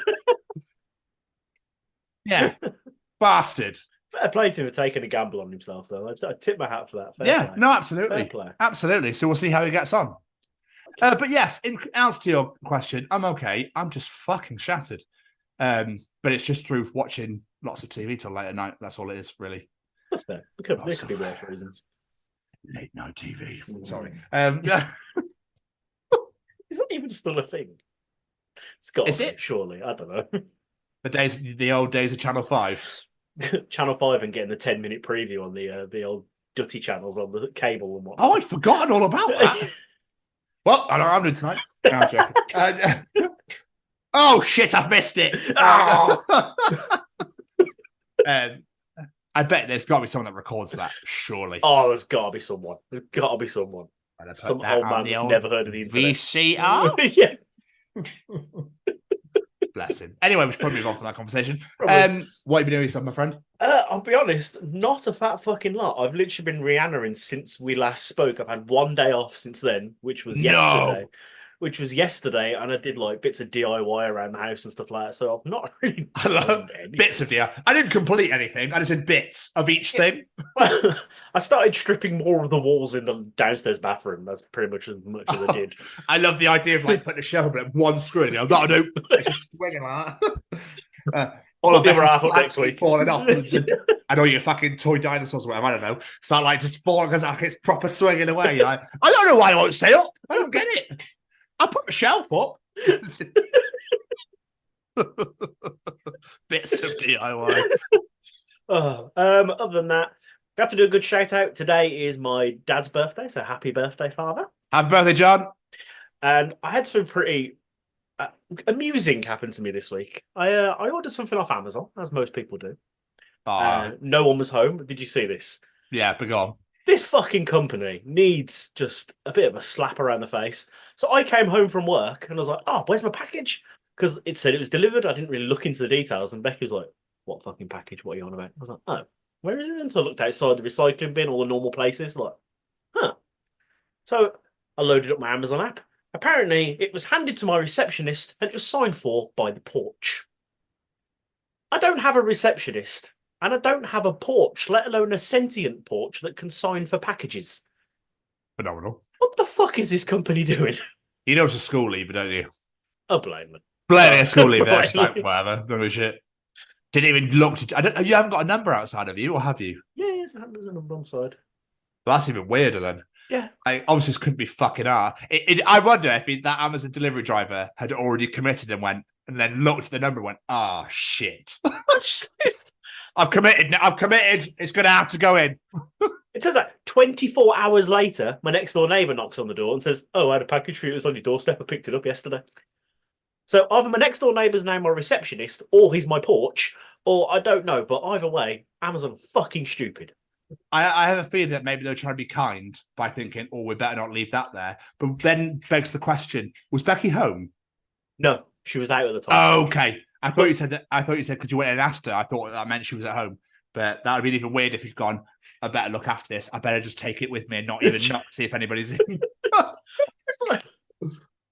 just couldn't believe it. I was like, my receptionist and my porch are signed for it. Why is that even an option on their things they use?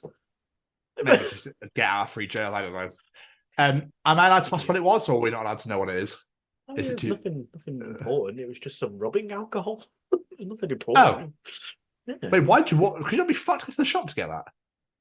No, it's like cleaning alcohol stuff. It's special to clean the bed on my 3D printer. That's all it was. It was nothing. Oh, sorry. Because again, not very specific. So I was a bit like, well, that's weird. Just go to the pharmacy or something. Oh, why are you fucking ordering that, you lazy shit?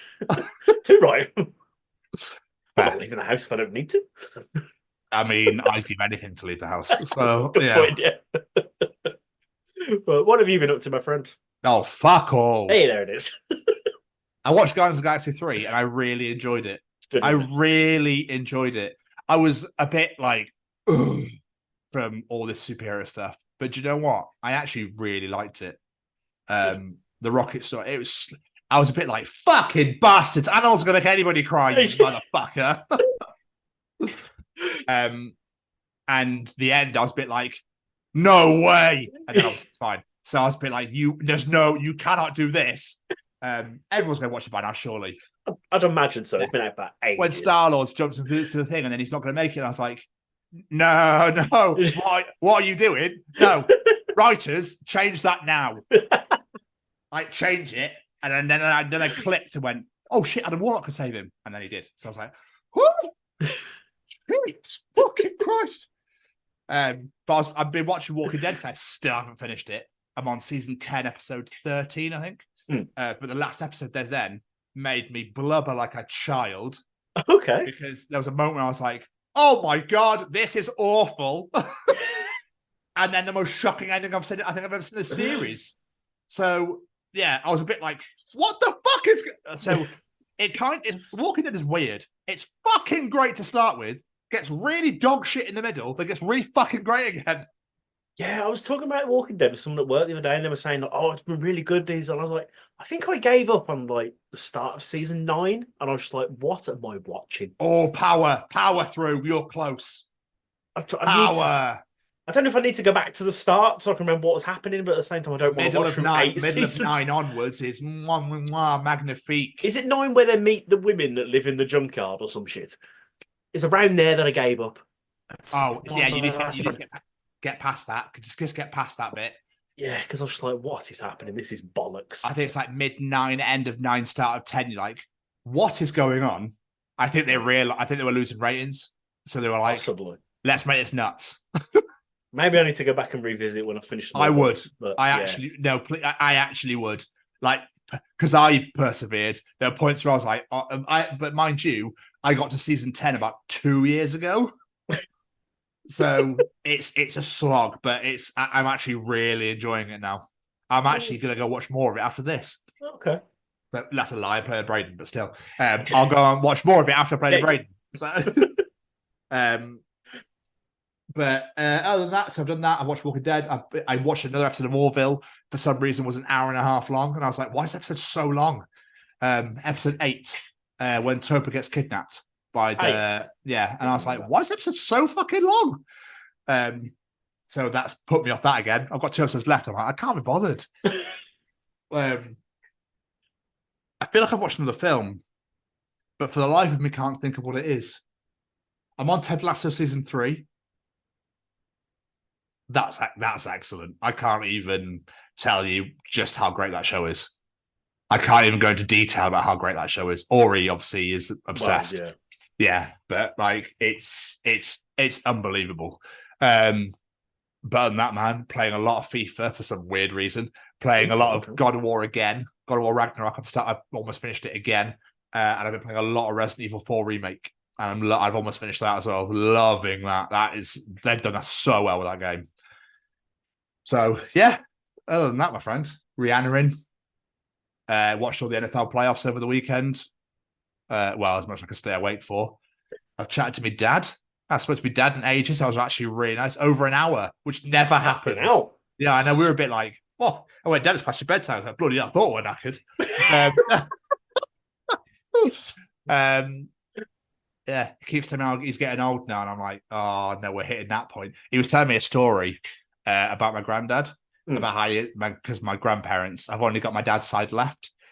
And like they're getting to their 80s now, but they've got to that point where it's like So my dad was taking my granddad and my grandmother to a hospital in Nottingham. They live in Sheffield, so they had to go for a specialist appointment. The phone rings, and my dad went, "No one rings that phone.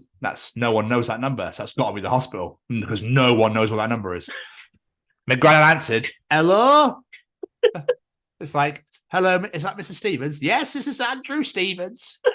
Like, okay, it's just the hospital here. "Oh, hello. Yeah, my son Darren's driving me down now. And Susie, say hello, Sue."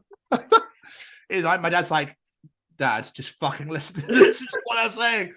"Yeah, so the consultant, we're down the M1 now. It'll be about 40 minutes. He's like, "Dad, listen to them."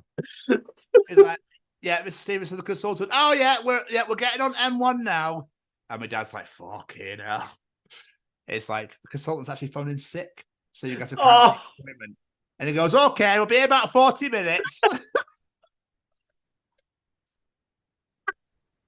And my dad's already halfway home.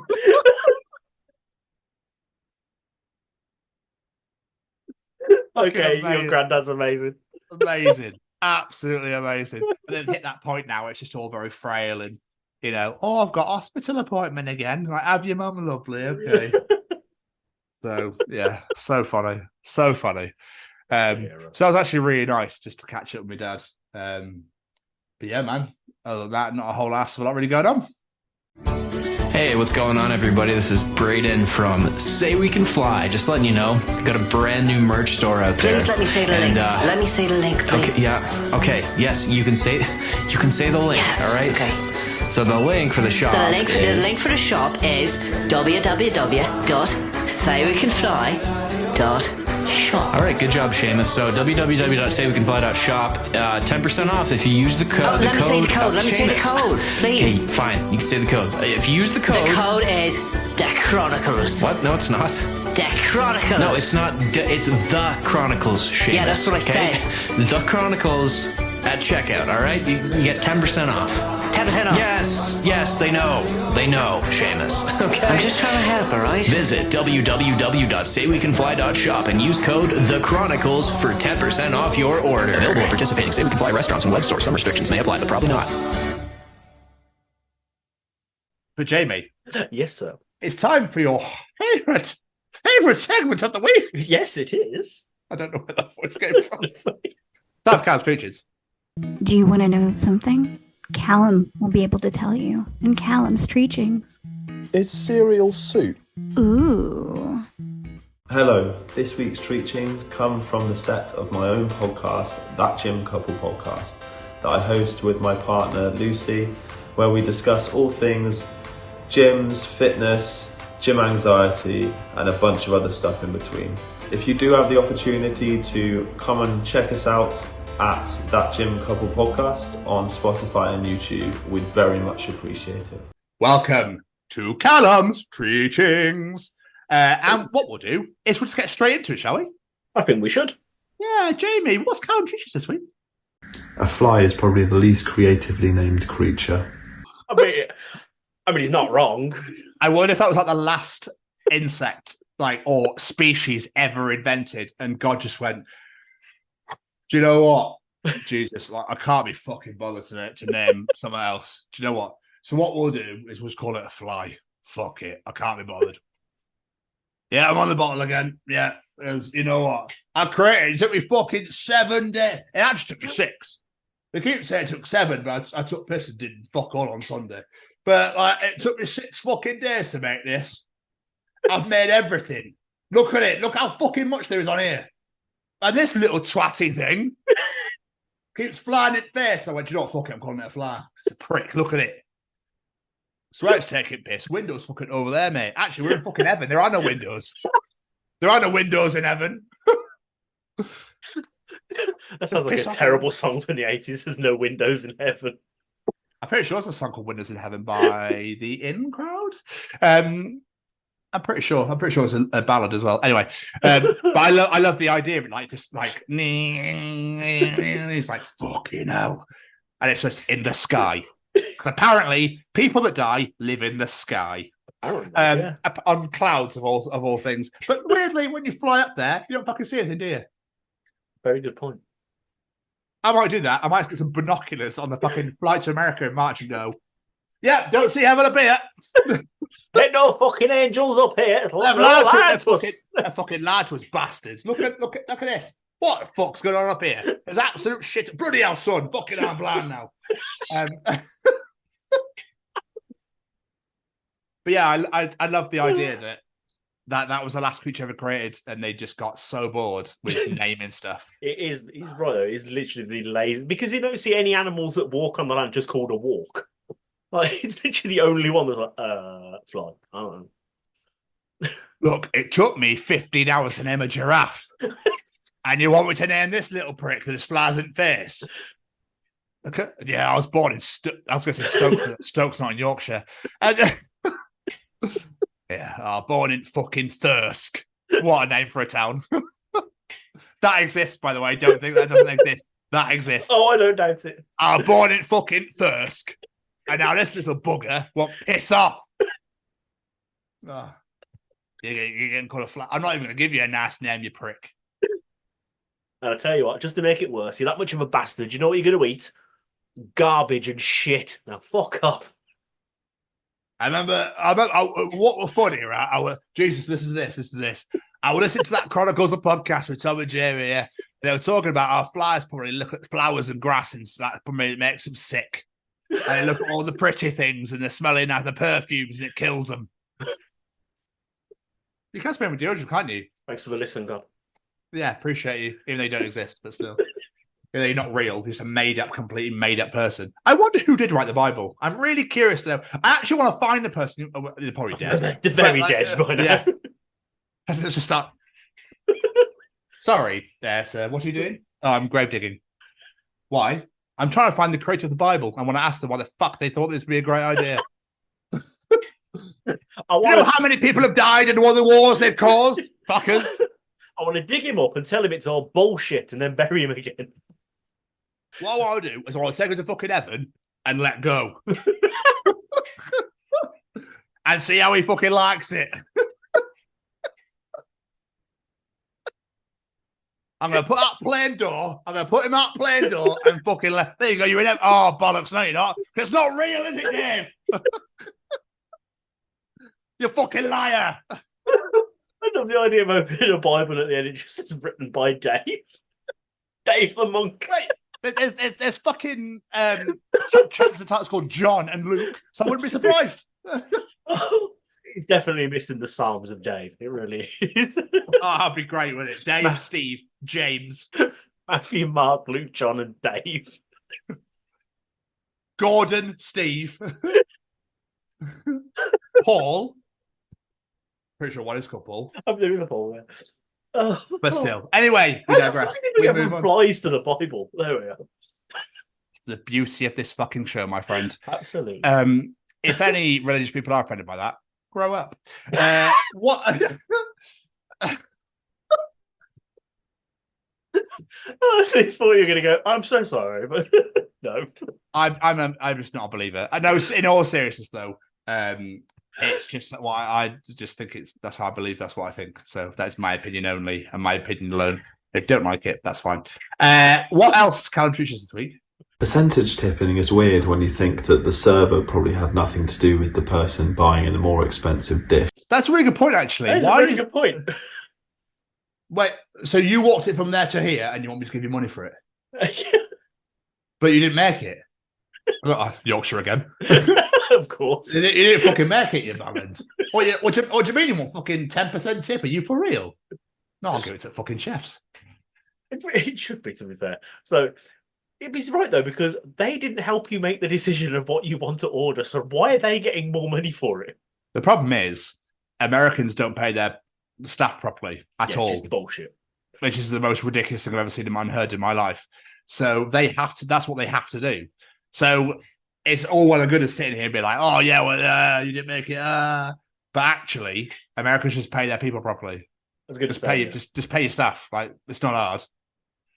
You were earning a shit ton of money in these restaurants. Just pay your staff properly. Yeah. Sometimes, like, why the fuck do we have to pay our bill and then pay your staff at the same time? Like, I don't get it. I'm going to the States in a month and a half, and I'm like, I might just avoid eating out. I might just avoid going anywhere. Yeah. Because for some reason they are money obsessed over there. It's nuts. Everywhere wants a tip, don't they? Like hotel, I'll take a bag to your room. That's your job. But everywhere wants a tip. Yeah, it's pretty shit. Yeah. Like in bars and stuff. And they do tabs. I'm like, can't I just pay you now? But it's because they want a tip on top, isn't it? Yep, exactly that. I don't blame the people working there because, like you say, they barely fucking earn anything. So fair play. They're trying to find a job somewhere, and it's the best they can get. But yeah, pay your people properly. Bullshit, this don't happen. It happened in Barcelona though, in Europe, where and she kept being like to Karis, like, you know, there's tips. You know, that doesn't include tip, right? You know that this bill here of 100 odd euros that I've forced you into because you didn't actually know the prices. Yes, so that's not included there. So this right here, so if you look at the list, right, there's no tip there. So there's no tip. So basically what I'm trying to tell you is when you look at your receipt and look at your bill, there's no tip on there. Okay? So if you didn't hear what I said, there's no tip. So basically give me money. Give me a fucking tip. Yeah, 20 bucks is fine. I don't accept tens. So yeah, it's bullshit. I don't get it, and that's in fucking Spain. It's like I'm pretty sure you get paid right here. So I don't know. I don't know if I'm just a tight ass, but I don't really like tipping. Like unless someone has gone out of their way to give me exceptional service, way above and beyond that they needed to, then it isn't just doing their job. Then fair enough. But for someone just doing their job that they're paid to do, basic, no, you'll get hated. You'll get hated in America, then. Oh yeah, probably. But I don't get fucking tips for my job, so I don't know. I'm just a cynical tight ass. I don't know. We should probably move on. We went from laughing at flies in the Bible to getting really serious about how people need to be paid properly because there's enough money in this world for everybody. Yet people at the top want to keep it all for themselves because they're greedy fuckers. Interesting that. Yeah. Where are you going to send us now, Callum? I'm fucking intrigued. And finally, Jamie, what is Callum teaching us? You forget how much force it takes to walk until you walk into something. Oh, dude. So true. There's a video on YouTube, right? I want you to put on here. Okay. If you're allowed. I don't know how much you're allowed. There's a video of a news reporter called Chuck Storm. Fucking great name. Great name. On a show that Trevor McDonald was doing. And he did the news whilst walking. Can you see where this is going? Oh, yeah. I'm not joking. I don't think I've ever heard someone's face hit a lamppost and it makes that noise in my life. The noise is so loud. Yeah, you need to put it on here. Hi, this is Chuck Storm. I'm live at the scene where last night there was a robbery at about 3:30 in the morning. Now, police have... Oh, God. Okay, I'll find that. All right. Chuck Storm, though, what name? Trevor McDonald, Chuck Storm. I should find it immediately. I'm going to look for that. That is... Oh, that can't... So for all you YouTube watchers, enjoy that video because fuck me. The audio listeners are just going to hear... Bonk. They're going to hear the noise, but you don't... Yeah. If you see it, it's like, fucking hell. Even just to hear it. It's weird, isn't it? Because when you're walking, you're just like left, right, left, right. You don't really think about it. Like you don't put much effort into it. But yeah, you walk into something, you know just how much power you're putting behind your steps. Jesus Christ. It's really crazy, isn't it? I've walked into a lamppost before, but it's always been like a shoulder. Yeah. You know, when you're not paying attention, you go, oh, you bastard. Like, yeah, I've never walked face first into something. At least I don't think so. Yeah, but it's really crazy, weirdly. You don't, because what we walk about, what, 5 miles an hour? Something like If that, yeah. And you think that's how much that hurts just walking. Think about if you fell out of a car at like 100 miles an hour. Oh, I don't want to. It's really crazy, isn't it? Ooh. Like, but yeah, just play a video. That's all you need for this. Just play that video. There you go. Shining example. Just that clip of him, because obviously we don't want to get sued or anything. So, but perfect. Callum, thank you so much once again for an unbelievable set of Treachings. Just great every week, just superb. And make sure you go check out that gym couple. I know you saw the advert earlier, but make sure you're subscribed to them as well, because Lucy and Callum are legends, and we are very good friends of ours. So yes. But Jamie, the only problem now is I have to follow. You do. Stab Tom's Journal.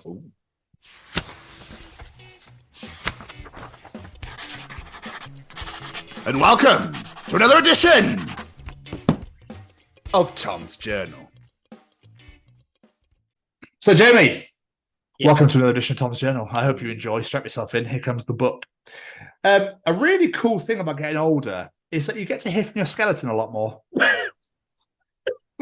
My knees can attest for this. Yes, I knew you were going to bring that up straight away. Always my fucking knees. Yeah, bloody bastards. I reckon this is going in for stupid entry of the week. Me to the waiter. Excuse me, my onion rings? Waiter, well, answer it then. Oh, for fuck's sake.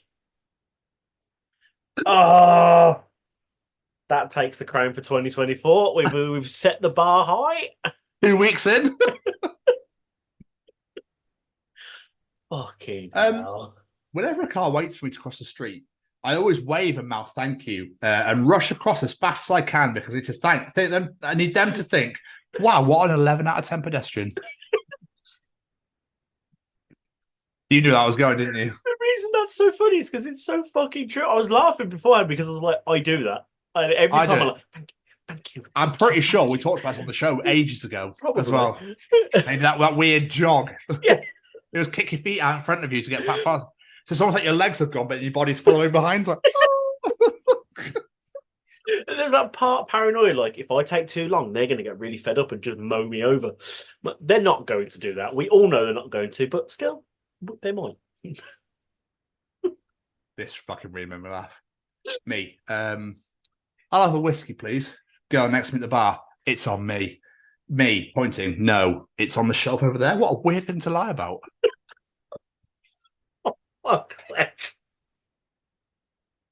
Oh, my 2 for 2. Oh, that's so good. I thought it was so good. Oh, I got a text though. Oh, Grandma got run over. What, by a reindeer? No, a bus. Me at the hospital now. Jesus Christ.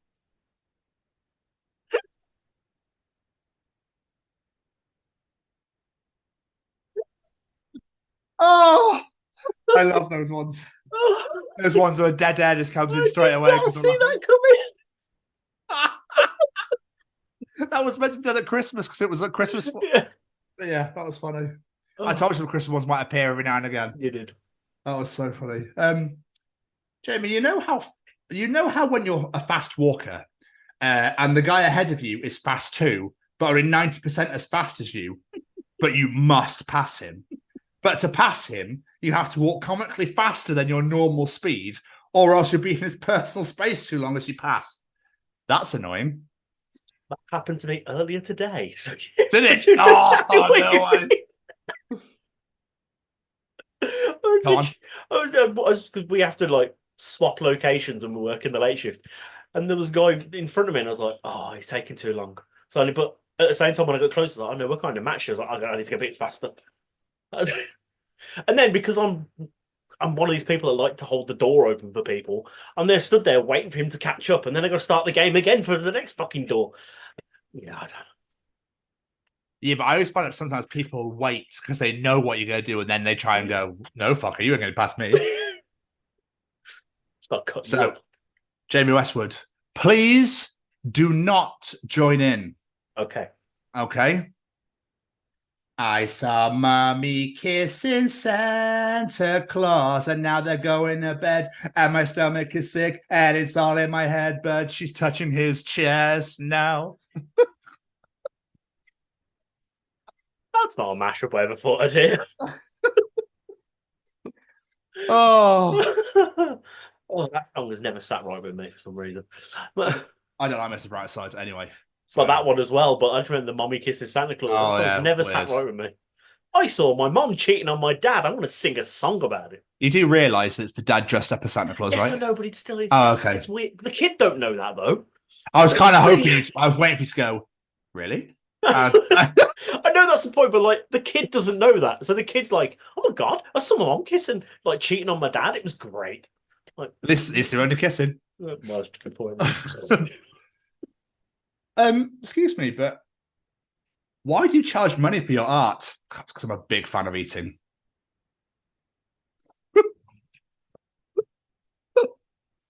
And this is why we don't do this full time. We have to have jobs as well. Yep. Ariel versus Moana. Who is the real queen of the sea? Let's argue. Excuse me. Moana left her family to save her village and the ocean. Ariel left her family for Dick. Don't you ever disrespect Moana of the Mountainuni again. Absolutely. Absolutely. Oh, I love it. So fucking true. Moana deserves all the respect. 100%. Yeah. Oh, I just want to get fucked by some guy. Oh, where's my vagina? I saw him on the Imagine. beach once I'm in love. Imagine. The year is 1799. You and your lads have just bought tickets to see Beethoven. An hour in, the man turns to the crowd and yells, "Who's ready for some of the unreleased shit?" Symphony number 1 plays. The crowd absolutely loses their minds. I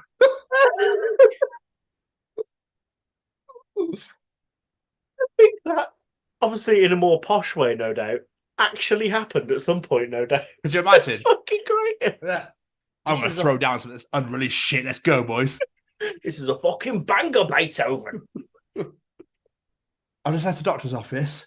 I'm up to £198. So I'm going to eat 2 pounds of Nacho Slim Jims. So I'll literally be 1% Nacho. Just stop, you moron. This is a relationship. We make decisions together. I need you 100% committed to being my man. 99% your man. What?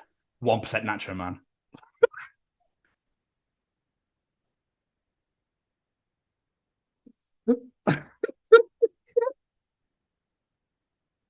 Oh, that was so stupid. It gets better. I've got another Nacho one. Oh. Wife, let's just go out tonight and like sit at a bar, you know, and drink and get some nachos and then come home and fool around. Me. Wife. Me. Wife. Are you crying? This is too good to be true. Oh. I'll give you 2 more. I have no idea, but you'll know this 100%. Having toddlers is cool because you never know how you're going to be woken up. Gentle kiss on the cheek, cannonball to the uterus, getting your face licked, sweet good morning mama, headbutt angry dinosaur style. The possibilities are endless and usually painful. Pretty accurate. Yeah, they are generally painful, but in a nice way. It's like an aggressive hug normally in the morning I get. Oh, is it? Someone like curls up next to me and then grabs my arm and puts it over. I'm like, okay, I'm awake, Jesus. Or, Daddy, let's play this game. I'm like, just woke up. No. 4 a.m. What are you doing? And finally, massive arguments at a family dinner. Wife whispers to me, "Don't start taking sides this time." Me, "Why not?" Sliding roast potatoes into my pocket. They're too busy yelling to notice. Fucking knew it. She said, "Don't take sides." I was like, "He's taking food." I fucking know it. That was another edition of Tom's Journal. Fucking wonderful.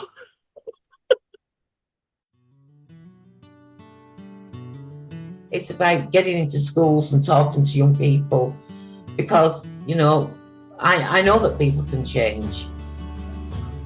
And it's about talking to people and getting them to understand and perhaps step back from violence and prejudice and whatever. And we just need to work together and keep on the good fight there. Absolutely. Hey there, guys. We are ecstatically happy to announce that we are associated with the Sophie Lancaster Foundation. The times are changing, and with the unfortunate death of Sophie, those changes have made a massive impact for the future. If Sophie was with us still today, I can guarantee what you are doing will still be reaching so many lives of young teenagers, young adults, and those who wish to be as different as possible. So thank you very much.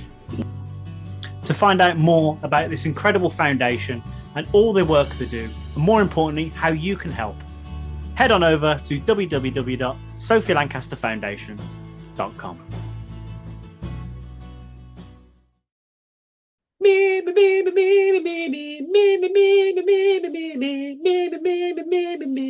Mr. Stevens. What was that? I started going with The Taste of Ink by The Used and I realised I was going way too long, so I just cut it short.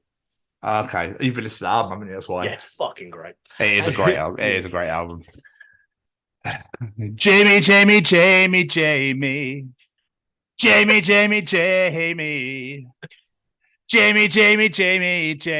Jamie.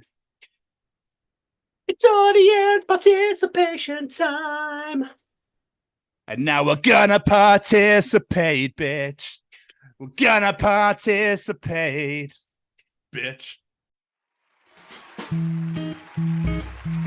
Ladies and gentlemen, it's time to participate in Jamie's participation challenge. Sorry. This week I said, you know what they say about opinions? Everyone's got them. So this week we are asking, what is an unpopular opinion that you absolutely stand by? What say you, Mr. Stevens? I don't know if I have. I probably have fucking loads. I'll probably put them all on here. But I absolutely love marzipan, and I'll just eat it by the brick. Oh no, not for me. That one. Fucking-licious. No, not. I can't think of anything else that would make people be like, "Oh, really?" But yeah, that's the only thing I can think of. What about you? I couldn't really think of anything for this one myself. I'm like, do I have any like opinions that offend people? Oh, actually, I fucking hate children. Well, that's a good one for you. That is a very good one for you. Yeah, I actually kind of struggled with this one. No doubt I'll think of something at some point. Way too late, knowing me. But I couldn't think of anything. That's probably a bit aggressive. Sorry, I'm not a big fan of kids. All right, bit of a nice one. Yeah. Sorry, I realised how aggressive that was. I do apologise. Oh, let's get some audience answers. A lot of these were music related. There's a lot of people just shitting on bands they don't like for some reason. Like Paulie Dobson started off with Evanescence are terrible, absolutely awful. I've never heard anyone hate on Evanescence before. That was a new one. One good album, in my opinion. Ooh. The opening album is great, and that's about it. What made me laugh is I had a notification of Claire commenting on my status, and I looked on it and saw an angry reaction on Paul's comment, and then had a message from her on Snapchat saying, "Who the fuck does he think he is?" Like, she saw red from this because she's like the biggest Evanescence fan. Fight me, Claire. But speak of the devil, Claire Jones, pineapple belongs on pizza. Oh, you could definitely fucking fight me now. Get out! Yeah. No, it doesn't, Claire. No, it doesn't. I don't get how people enjoy that. Oh no. Braden loves it as well. No. Ian Shaw, Huey Lewis and the News are still one of the best bands ever. Again, I have never heard anyone claim that. Wow. Okay. Fair enough. I can only think of 2 songs, so I can't really comment on that one. Yeah. Alex Graham, another music one. Razorlight are better than the Strokes, who are incredibly overrated. Awful bands. Yeah, I'm not a fan of either of them, to be fair. Richie Rich, Oasis are shit. Again. Ollie Nightingale, Beyonce is terribly overrated. I agree with that one, to be honest. Yeah, I don't get the obsession with her. Let's move on from all the fucking music ones. I thought I'd get them out of the way. Paul Payne, Harry Potter is dreadful. Yep. There's going to be a lot of nerds fighting you for that one, Paul. I was actually half expecting the wife to run along. Up and do it. Kirsty Buse, pizza and mayo go together. Yes, they do. 100% agree with you. 100% agree with you. It works. It works. Sarah Hamilton has decided that she wants to pick a fight with me personally and says that ice cream is overrated. Yeah. No, Sarah. No, don't you fucking agree? No, it is not. Ice cream is beautiful. I think I agreed on the post, didn't I? Yeah, you did. Yeah. Yeah. You even said I'm 1,000,000% in agreement. Yeah. No. It is overrated. It really is. No. But beautiful. Ollie Roylance is just attacking one of the most random things in the world. Cucumbers make everything taste way worse. What's wrong with cucumber, Ollie? Like, what the fuck? I mean, it's not wrong. I think I have it in Subway, and that's about it. I don't eat any of the time. My daughter would go mental. Olivia fucking loves cucumber. It's just water. It is kind of doing water, but still, it doesn't make everything worse. Dino Maguire, leopard print. Love me leopard print. Can't agree with you on that one. I love me some leopard print. Yeah, I'm not a fan. And now, your sister is making enemies of everyone ever on the fucking planet. I was actually livid about this. Emily Stevens. Stevens? I don't know what Stevens? is. Changing my name, are you fucking hell? No, I'm changing her surname because she kicked out of your family for this disgraceful comment. Emily Stevens, Biscoff is terrible. No. No, it's not. No, it is I think, not. didn't Mally have a go? Mally have a go as well? Mally would wash your mouth out.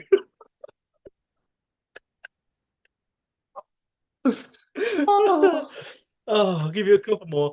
Hannah Emery, spiders are great. I don't know about great, but I don't understand the hatred towards them. There we are.